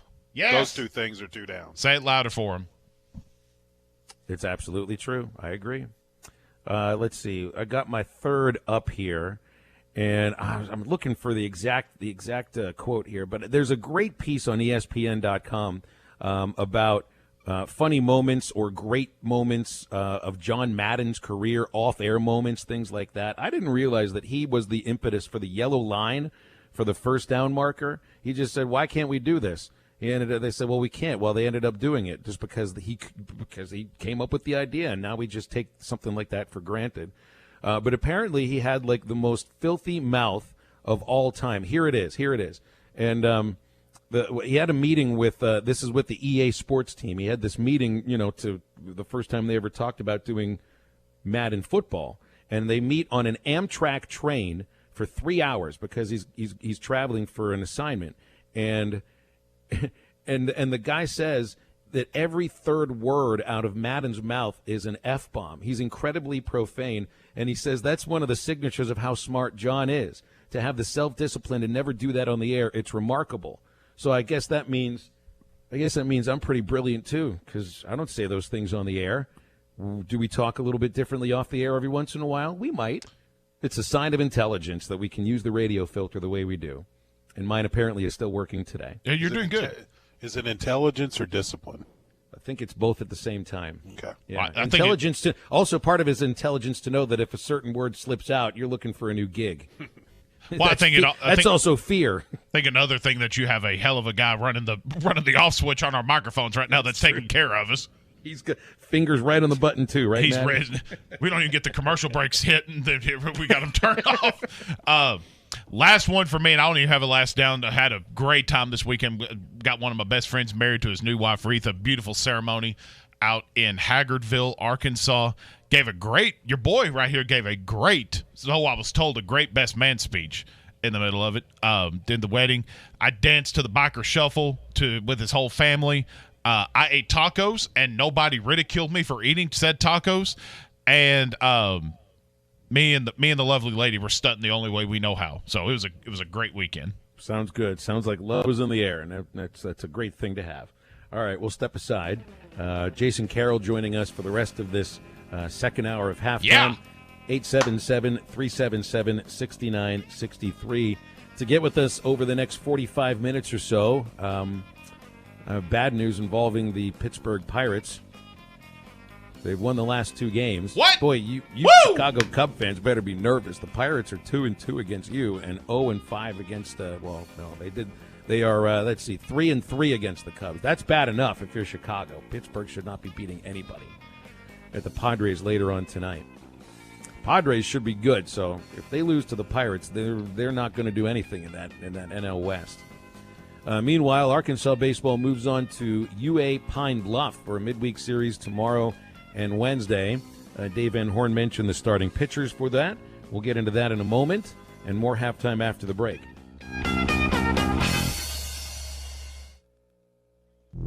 I still have a burning desire to achieve, a national championship here for this university. It's out of here! Robert Moore! He struck him out swinging. There's number 11. They got him at second! It is back to the wall. It is out of here! Moore to first. Double play. And this one belongs to the Razorbacks. Catch all the action all season long on your home for the Razorbacks. Only on ESPN 95.3 and hitthatline.com. Riley Farm Dental, at the entrance to Riley Farms, provides every type of dental care and procedures for you and your family. From general dentistry, braces, implants, and cosmetics, Dr. Bo Sparkman and Dr. Brogan give all of their patients better lives with a better smile, more confidence, and a comfortable experience every time. Riley Farm Dental, 5901 Riley Park Drive, Suite A, at the entrance to Riley. Dandy white perch, big old slab. C'est bon, sacalé. One beautiful crappie. It's a paper mouth. Some serious crappie. Nice speck. We got crappie. They might go by different names, but all prefer the same thing. Bobby Garland, America's favorite white perch, slab, sockeye, papermouth, crappie, speck, crappie baits. I call it dinner. Tommy Kraft here. When it came time for new gates and some fence repairs at my home, the Fence Man was my first call. The Fence Man does it all, from large commercial jobs to small residential repairs. Wood privacy fence, vinyl fence, commercial or residential chain link, even custom wrought iron fencing. 479-782-3936. 18 months, same as cash financing with approved credit is now available. If it involves fencing, the Fence Man does it. The Fence Man. He ain't afraid of no work. 479-782-3936. This song might make you feel cool, but it perfectly describes a fool. I'm gonna take my horse to the old town road and gonna ride till I can't no more, and can't nobody tell me nothing. This path will only lead you to God's wrath, because the Bible says the wicked refuse discipline and treat his words like trash. What good is a nice beat when you're headed down the wrong street? I'm Pastor Heath from Woodland. Think about it. Now that's a dandy white perch, big old slab. C'est bon, sacalé. One beautiful crappie. It's a paper mouth. Some serious crappie. Nice speck. We got crappie. They might go by different names, but all prefer the same thing. Bobby Garland, America's favorite white perch, slab, sockeye, papermouth, crappie, speck, crappie baits. I call it dinner. Tommy Kraft here. When it came time for new gates and some fence repairs at my home, the Fence Man was my first call. The Fence Man does it all, from large commercial jobs to small residential repairs. Wood privacy fence, vinyl fence, commercial or residential chain link, even custom wrought iron fencing. 479-782-3936. 18 months, same as cash financing with approved credit is now available. If it involves fencing, the Fence Man does it. The Fence Man. He ain't afraid of no work. 479-782-3936. This song. Introducing Budweiser Zero. 0% alcohol, 0 grams of sugar. Full Budweiser flavor. For all the moments you want a beer and need to stay on your game. Budweiser Zero. 0 alcohol, 0 compromise.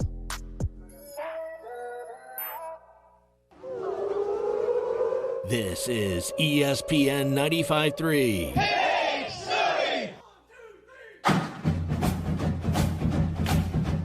1-1 pitch to Wallace is swung on, hit high in the air to right center. Long run McCants. McCants can't get to it. One hop off the fence, then over his head. More scores. Goodhart coming home. On his way to the plate. No throw. Into second with a 2-run double is Caden Wallace.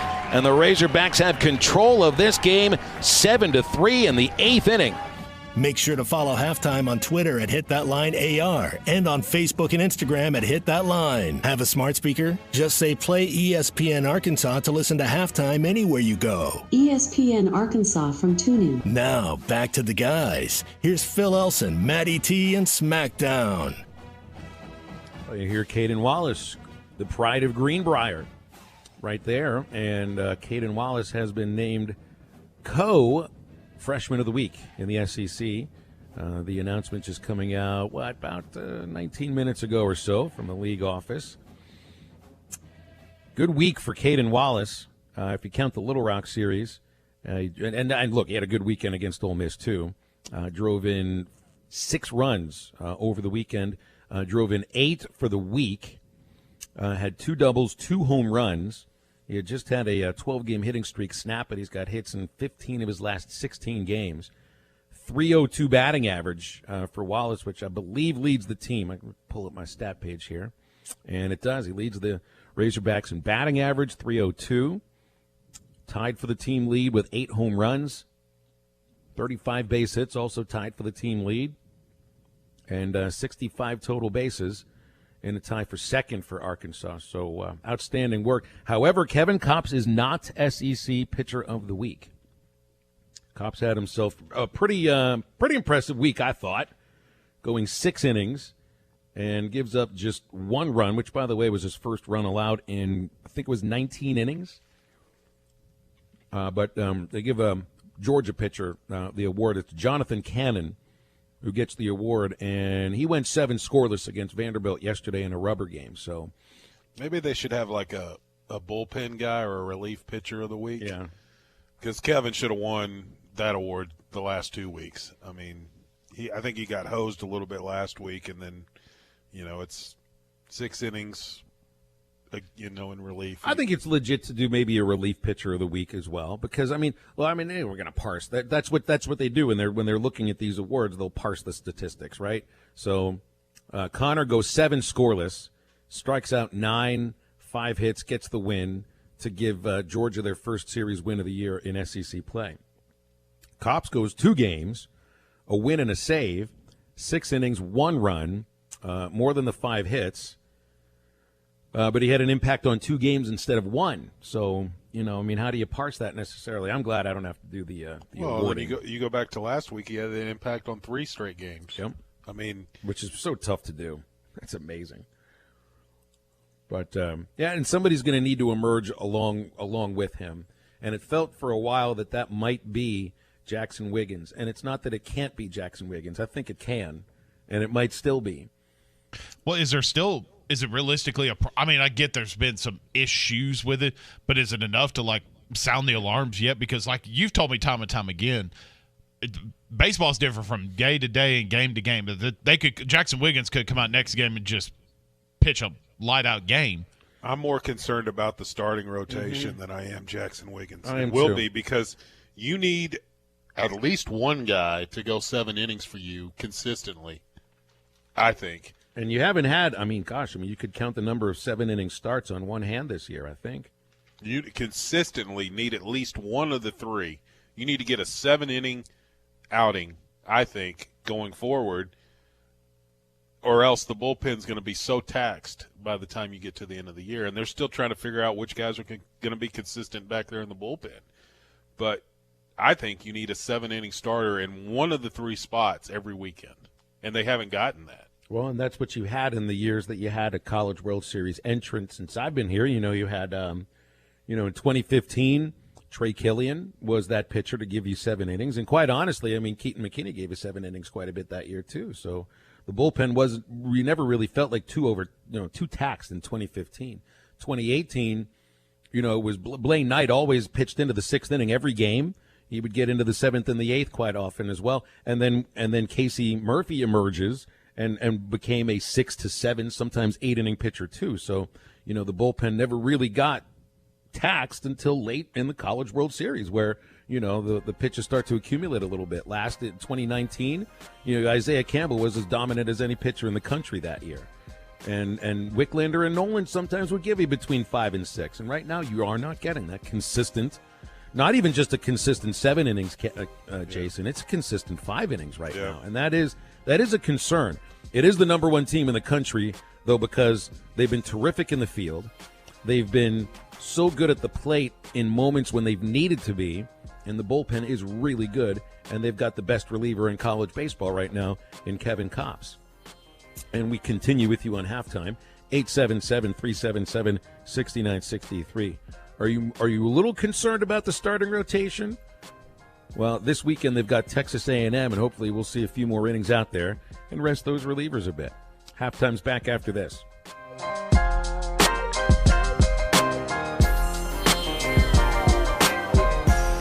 Wheels RV in Springdale wants you to seek out all the Natural State has to offer this year. Explore Arkansas in a new RV from Grand Design, Forest River, KZ, Heartland, Keystone, or Alliance. All the best brands at the best prices. Enjoy peace of mind with our lifetime warranty on every new RV and a mobile service shuttle to keep you camping. So come on in and discover why Wheels RV was voted the best RV dealership in Northwest Arkansas. 5 miles west of I-49, exit 72. Seek, explore, discover with Wheels RV. Want to hear something amazing? Discover matches all the cash back you earn on your credit card at the end of your first year, automatically, dollar for dollar, with no limit on how much you can earn. Extra cash? Come on, how amazing is that? In fact, it's even more amazing when you realize all the places where Discover is accepted. 99% of places in the U.S. that take credit cards. So when it comes to Discover, get used to hearing yes more often. Learn more at discover.com/yes. 2021 Nielsen Report. Limitations apply. Make your car buying experience better at Hertz Car Sales. The goal is to provide customers with a wide selection of low-mileage, extra-clean vehicles, providing their buyers with a better way to drive. A professional sales staff, quality customer service, along with a relaxing atmosphere is what you find every time at Hertz Car Sales. What are you waiting for? Make the short drive to 2810 Midland Boulevard or call them today at 783-1722. You can also check them out online at buyfromhertz.com. Hertz Car Sales, when you're ready.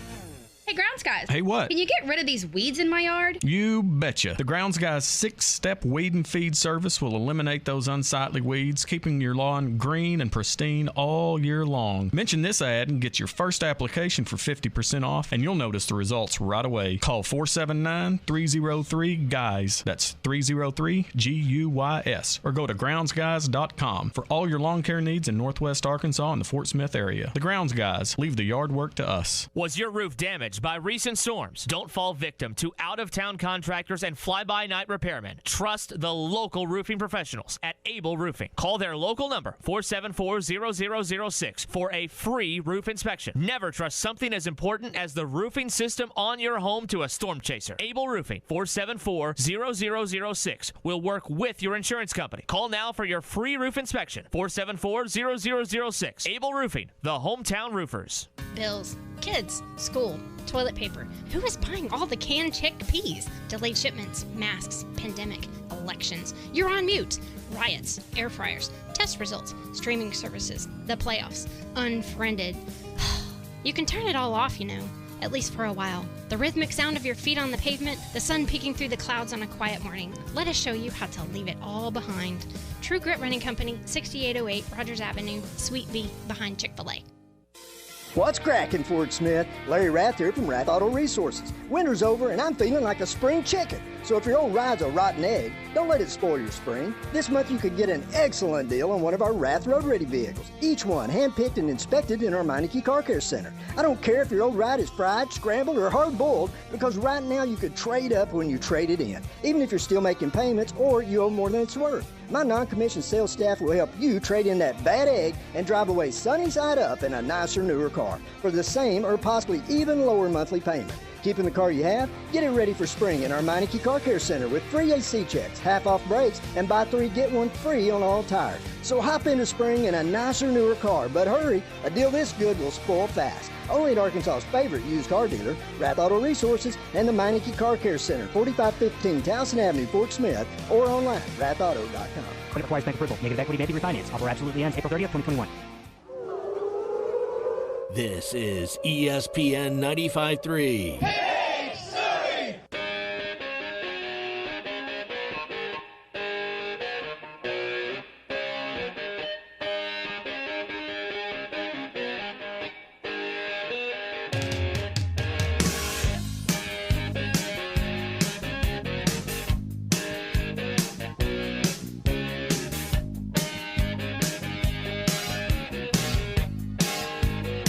The pitch to Franklin is hit high in the air to right field deep. Back is Leatherwood. That's going to get out of here. And Kristen Franklin makes it a 2-run game with an opposite field 7th inning leadoff home run. He takes over the team lead with his 8th dinger. The Morning Rush, Halftime, Ruskin and Zach, the Hog Talk Podcast. Trusting the process. All available on the Hit That Line Podcast Network. Built by Breeden RV Center. Family owned and operated. A no-pressure, laid-back atmosphere. And always home of the free maintenance for life. Just type Hit That Line wherever you listen to podcasts. All right, you guys, podcast time. Now, back to the guys. Here's Phil Elson, Matty T, and SmackDown. Speaking of podcasts, I found another one that I've become interested in. Only 2 episodes in. Remember we had Joe Neeson on last year, sports writer, does a lot of basketball, does a lot of baseball and football. I'd worked at SI before they let a bunch of people go. She's got a really cool podcast going now called Crushed, which is to tell the story of steroids in baseball around the 1998 home run chase. And she grew up in St. Louis, and McGuire was her favorite player at that point. So initially you could see her coming from the fans' perspective, but then you had this really cool story about you remember when I forget the name of the reporter, but he from the AP saw Andro Stendione in McGuire's locker for anybody to see there and wrote about it, and that's really where a lot of controversy stemmed from that, and that was a great journalistic story that she told. We've got Joan on tomorrow to talk about this this podcast, which again is called Crushed, and I think it's a limited series, but the first 2 have been have really drawn me in. She's got great interviews with people, and plus we'll talk some baseball with her too, as a Cardinals fan, and should be a lot of fun because we got to focus on Major League Baseball at some point too. The college baseball season now is halfway through. We are at the halfway point, not the halfway point of the SEC season. That would be this weekend against Texas A&M. See if we got some text here. By the way, did you see there was a perfect game thrown in the state yesterday? A softball perfect game? The sort of perfect game that you would never actually think could happen. It was a 7-inning strikeout perfect game. Let me find the name of this pitcher here. Hope Troutwine, who pitches for North Texas against UAPB, struck out all 21 batters. Wow. In a 3-0 win. So that would be perfection on top of perfection. That's craziness. We had a girl at Arkansas Tech, I think, was close to that. I think she struck out. I think it came to the bottom of the seventh. She struck out. It was either 20 of 21 or 19 of 21. But it was super impressive to see. So kudos to her. It's already hard enough to throw a perfect game, but you struck out all 21 batters you faced. Kudos to you, my friend. Gosh, could you imagine being the team that happened to? I understand. Look, we talked with Dorian about it on Friday. That's a tough sport to play. I mean, the reaction time is nuts. But apparently that's not even the single game record for strikeouts, because in 2006 there was an 18-inning softball game where a Northwestern pitcher named Eileen Canny struck out 28 batters. It would be 18 times 3, 36. She struck out 28 of 36. No, that's not 18 times 3. It's close enough. See, I can't even do math today properly because I'm so darn tired after this drive.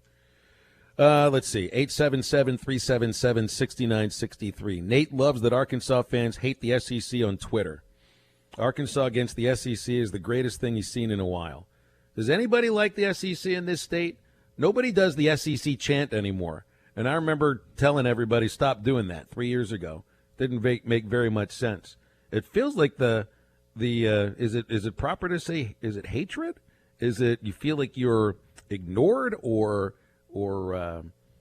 just like see-through, like Mr. Cellophane, the song from the show Chicago? Is that what is it legit? Do people hate? Does Arkansas hate the SEC, Jason? I think they hate the officiating in the SEC. I think with the football schedule last year, they hate the SEC. I mean, I think there's things that happen year to year where they hate the SEC. But I think a lot of people, including Ole Miss fans this weekend, hate officiating, umpiring in the league. I mean, and rightfully so in a lot of cases. But I don't think Arkansas hates the SEC because the SEC's got the program to where it is today. I just think they hate segments of what goes on in the SEC and how the SEC might treat them, in their view, as a stepbrother. Well, the way the football schedule thing worked out this past season, that's never going to make anybody – because that felt like it was random. Well, it should have been random, and it wasn't. That they said, let's give them the toughest games. Let's just automatically do it. Missouri also hates the SEC because of that, too.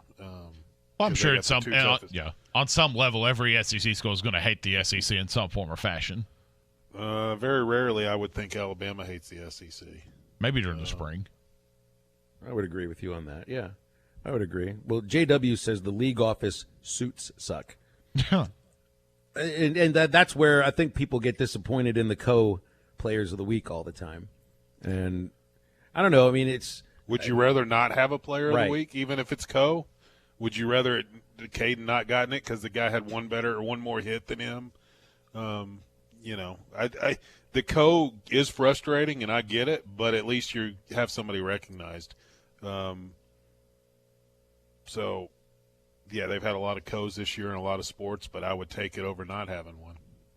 Yeah, 877-377-6963. Got the spring game on Saturday, right? So we've got a full slate of broadcast for the spring game. I know I'm doing pregame with Ty, and then he and Ruskin are doing the postgame, which will lead right into baseball pregame with me and Bubba. Of course, you got Chuck Barrett and Quinn Grovey on the call for the spring game.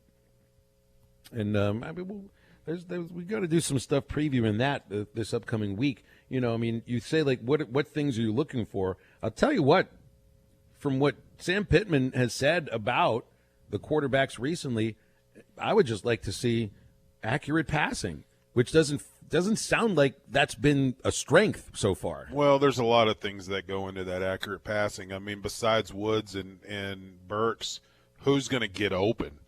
That's the big thing. And Arkansas secondary is really good, and if they go ones versus ones, it's hard. Man, I mean, that's the position of strength versus the position of strength. That'll be interesting to watch. I don't know if the wide receivers are a position of strength. I think you have a couple of guys. I don't know if there's a position of strength on offense right now. To me, outside of those two guys, who's going to get open? Whether it's the tight ends, the running backs, who's going to get open? But the wide receivers, I think, have an issue. And so that causes guys like KJ and Malik to hold the ball too long because guys aren't getting open in their initial break. and so they're trying to figure out what to do with it, and then the offense breaks down. Wouldn't it be great if early, and who knows if you could tell that this will be the case early, but you've read some really good things about Hudson Henry. You would just love to see like some of that chemistry with KJ and Hudson Henry, showing early, because it feels like Hudson is still there's a lot there. You just haven't been able to see it yet because he hasn't been either big enough or he's been injured. And Clay had some really good things to say about what he saw at practice from Hudson. No longer running out of bounds, trying to initiate contact. Feels like he could be one of your real weapons along with Traylon. Yeah, and he initiated contact with Jalen Catalon and threw Catalon in one of the scrimmages. So I think he's going to be a big key. Again, KJ Jefferson, we've seen him do it. We saw him do it against Missouri last year. So we know that KJ can be the guy that they need. Can he do it for 12 games? We have yet to see that and won't see that until the fall.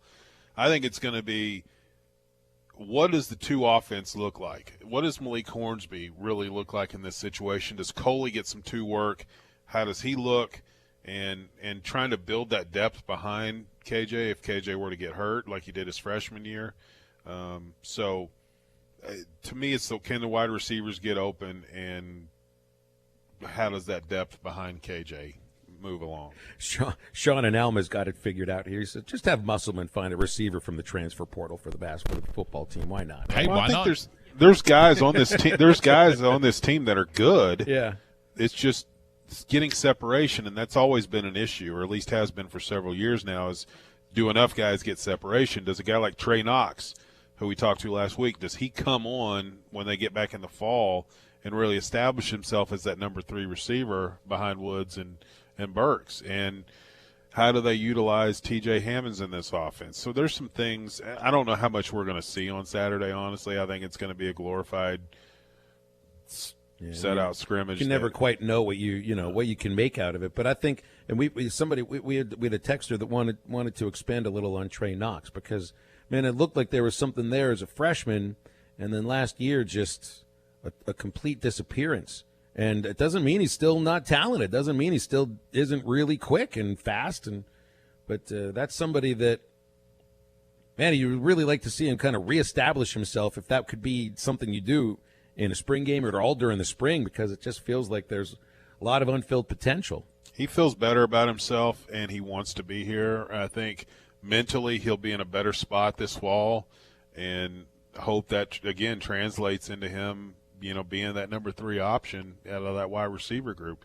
You've also got some guys that are smaller with some speed. What do they do with those guys? But I mean, the top 2 guys are really good. Like you said, you got Kern coming back. You got Hudson Henry, who's healthy right now. So there's some options there.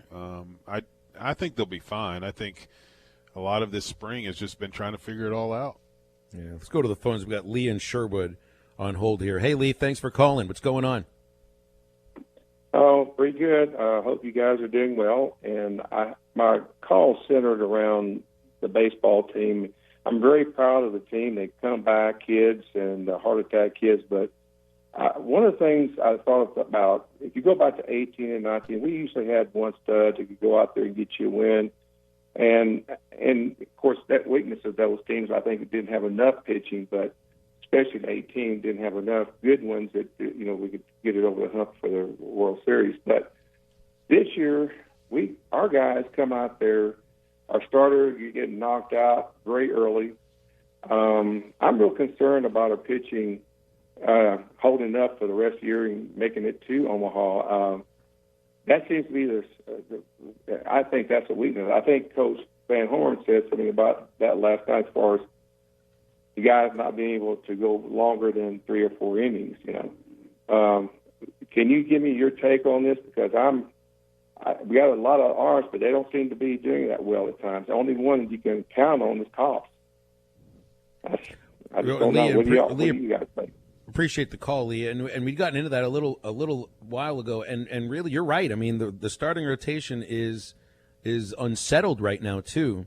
And I wouldn't anticipate changes to the rotation this next weekend, because I do think Ole Miss's lineup does present a lot of problems for a lot of other teams. But, with that said, the starting pitching it wasn't just this weekend that they've struggled too. It's been a good chunk of the year, and it is a matter of here it is in mid-April, and Kopp's innings are up there, and he'll tell you he can get out there and keep throwing, but in mid-April you do get a little bit worried about that. So he won't pitch at all this week, and who knows, maybe they give him until Saturday as well, depending on what happens with whoever the Friday starter is going to be. But you're right about that. Right now there isn't that one starting pitcher that is going out there to give you 6, 7, 8 innings of quality pitching every time they go out. And you have had that sort of pitcher from your recent College World Series teams. Most of them do. I'm not saying you don't have that sort of pitcher. Maybe somebody will emerge. And we'll come back after the break to wrap halftime up. Stay with us. It's spring cleaning sale time at Jelco Outdoors. Save up to 75% off on selected clothing items. Summer and winter clothing for men, women, and children. Look for the orange clearance stickers with racks lined with savings. Footwear and archery items are included in the big spring clearance sale, going on now until it's gone. The boss says let's clear the racks during the spring cleaning sale at Jelco Outdoors, 4600 South Zero in Fort Smith. Building a home can be stressful. This is true whether you're the homeowner or the contractor. Many times these issues result in a lawsuit. If you are a homeowner or a contractor and find yourself needing legal help, call the attorneys at Kevin Hickey Law Partner. With experience representing homeowners as well as non-payment or other issues that could arise during construction. Contact Brad Hull or Kevin Hickey at 479-434-2414 in the River Valley or 479-802-6560 in Northwest Arkansas. Or check them out on the web at artriallawyers.com. Are you looking for a new place to call home? Whether you're looking for an apartment, duplex, townhome, or a house, Trinity Multifamily has you covered. They even have options in surrounding states, from Texas to Michigan and Kansas to Tennessee. If you're looking for a new place to call home, make Trinity Multifamily your first call at 479-452-1817. That's 479-452-1817. Or online at trinitymultifamily.com to search rental properties near you. Do you want to work for a trucking company with state-of-the-art technology? A trucking company that will give you the tools to do your job and make a great living and come home safe? Of course you do. That company you want to work for is Brent Higgins Trucking in Mulberry. Brent and Connie Higgins genuinely care about your future and your family. Brent Higgins Trucking, where you're a name, not a number. Call them today at 479-997-2366 or apply online at BrentHigginsTrucking.com. The River Valley's newest pizza parlor is at Heritage Village on Chad Colley Boulevard in Chaffee Crossing. It features a large buffet and legendary salad bar, available for lunch 11 till 2, 7 days a week, and now for dinner, Wednesday and Sunday nights from 5 till 8. Heritage Pizza Parlor has new Oreo and brownie pizzas to satisfy your sweet tooth. Heritage Pizza Parlor has a spacious indoor dining room with 8 big screens and outdoor dining with 2 big screens, so you can keep your eye on the game. Heritage Pizza Parlor is at Heritage Village in Chaffee Crossing. Find us on Instagram. Looking for the perfect solution to buying a pool this summer without breaking the bank? Hi, Tommy Kraft here for my good friends at Burton Pools and Spas in Springdale and in Fort Smith. Enjoy family time in your own backyard this summer with a 15-foot semi-in-ground pool from Burton Pools and Spas, starting at just $99.97. Have the backyard you've always dreamed of. Spend time with family and vacation in your own backyard with Burton's. Semi-in-ground pools, again, start at $99.97. And you can count on Burton's. They've been around for more than 40 years, so you know they'll be there to help take care of you. 15-foot semi-in-ground pools start at just $99.97 at Burton Pools and Spas. Find them in Fort Smith at 6121 South Zero Street and in Springdale, just off I-49 at the 412 exit. And see all their above-ground and in-ground pools online at burtonpools.com. Burton Pools and Spas. They're your source for backyard fun. Congratulations, you're having a little girl. At that moment, everything changed. Our hopes and dreams for ourselves were instantly replaced by our hopes and dreams for her. We got life insurance policies from Shelter Insurance, so that regardless of what life throws at us, we'll still be able to provide the world to her. Shelter Life Insurance Company, Columbia, Missouri. Ask Shelter agents Tiffany Newman or Warren Robertson about a free insurance review. This is ESPN 95.3.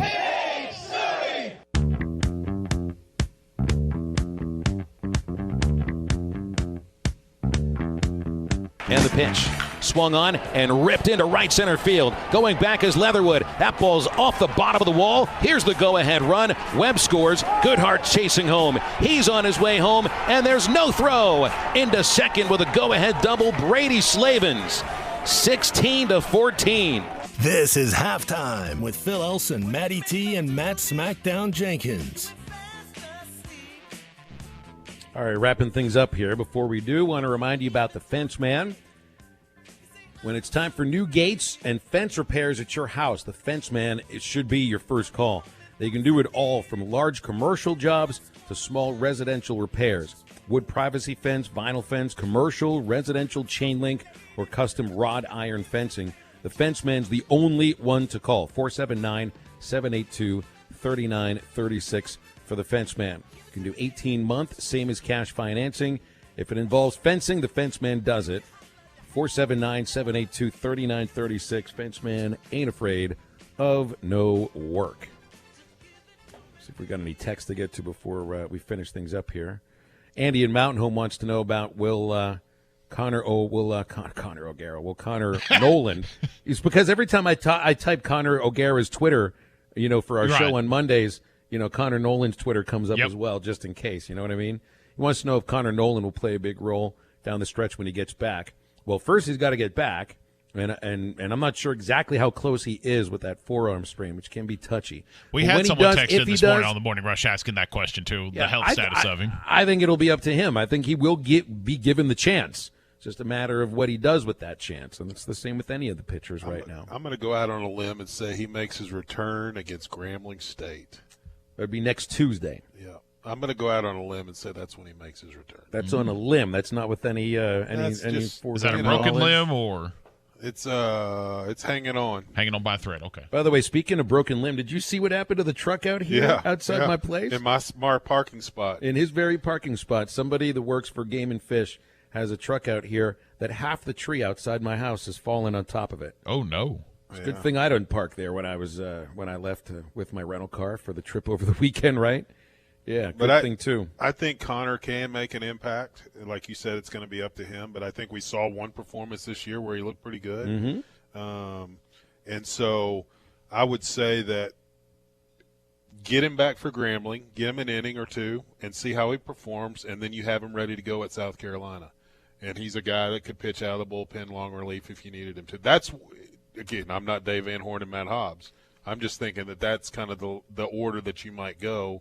Get him a little midweek action, and then get him ready to go. I'm kind of wondering about two guys that I think we'll see in the next 2 days against Pine Bluff that we did see finish out last week's series with Little Rock. And I think Gabriel Starks, when you watch that kid's arm, that could play on the weekends. Well, it could, and I know that they wouldn't use him yesterday, but I was sitting there talking with Mike during the game and how going down the stretch, and I know they had Bolden getting warm in case Cops had some issues.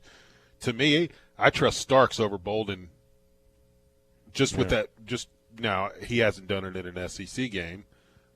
At some point, he's going to need to, or where are you going to have that confidence when you get into the postseason if he's still on the roster? They build the confidence in the confidence gets built in the coaches midweek to give you the opportunity on the weekend, and then you take it from there, and then hopefully it starts snowballing because that legit Gabe Starks' stuff. That's some of the best stuff on the team. Yeah. Not just the fastball, but a good breaking ball, too. He looks like he could be a real difference maker. Maybe even this season. Heston Toll is the other. Only saw him once, so, you can go by one appearance, but it looked like he had a nice slider, good fastball. He's big, right-handed. You have 21 pitchers throw right now, and if you're not getting the sort of outings that you need on the weekends from other pitchers, they might try some others, and I think those might be two arms that we'll see in the next 2 days. I don't know if we'll see them this weekend, but hey, there's still 6 SEC series to go, and sometimes pitchers emerge late in the year. We saw that with Matt Cronin 3 years ago.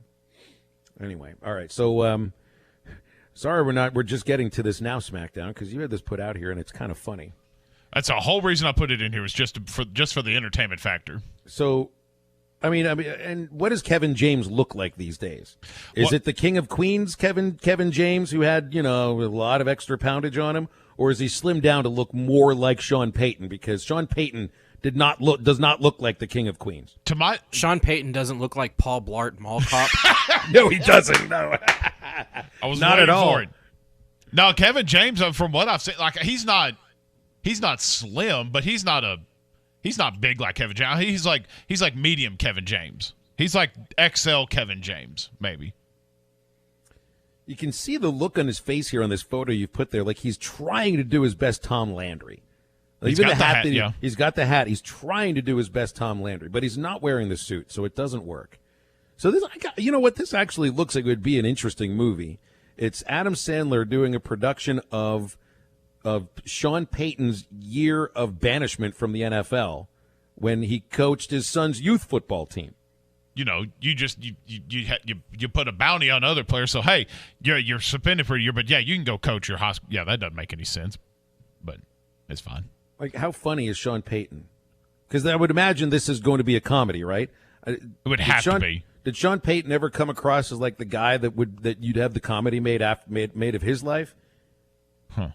No. Like, really, I don't picture him as being the coach in the NFL that you would be making comedic movies from. Like, maybe I'd put him at the same level as, maybe not quite, but Bill Belichick. Any comedies being made about Bill Belichick, or is he still starring in Star Wars as Darth Vader? Kevin James does pass off of Sean Payton a little bit, don't you think, Maddie? Or Phil? A very little bit. Very little. No, he doesn't. I mean, they're both. He doesn't have the flat nose. No, that's not him at all. But I'm sure Kevin James is a heck of a lot funnier, but just not as brilliant football wise as Sean Payton is. So who would you want playing? I think we've asked this question early in the summer. Who do you want playing you? Easy. My lookalike, Joe Rogan. Easy. I am told I look like Joe Rogan all the time, so might as well have him play me as well. Maybe Patton Oswalt. That's a great one. Oh, if we're gonna do that, Peter Griffin's a cartoon character. SmackDown. I can't say Peter Griffin. Is Your Life Story an animated movie? Either it feels like it sometimes. If we're gonna do animated, probably either Hat or King of the Hill. Hank Hill. Get Hank Hill to play me. Either them, or if we're gonna go live actors, probably Seth Rogen or Jonah Hill. You're gonna have to go back a ways to get Jonah Hill to play you. I'm still stuck on figuring out like a more entertaining coach for a biopic about for an NFL coach comedy. Somebody that actually seems like they'd be funny. Or we just it's assuming? An Adam Sandler movie. It's made by his Happy Madison Productions. Of course, it's going to be a comedy. Well, how can you make it a comedy? What do you think it's going to be? A drama? I don't think a new drama from Happy Madison Productions. Right. Adam Sandler does dramas. He doesn't make dramas. Exactly. He might act in them, but Happy Madison doesn't make them. He makes the goofy stuff. He makes Hubie Halloween. Yeah. Forgot about that. Rex Which Ryan. you're gonna forget about this too. That's the thing. All these are very forgettable movies. Rex Ryan and the Foot Fetish would make a that'd really be a good great movie. One. That would be a great one. Yes, that would be a fantastic movie. So we need to get a script writer on that. That's for tomorrow. Get up, get out, get better.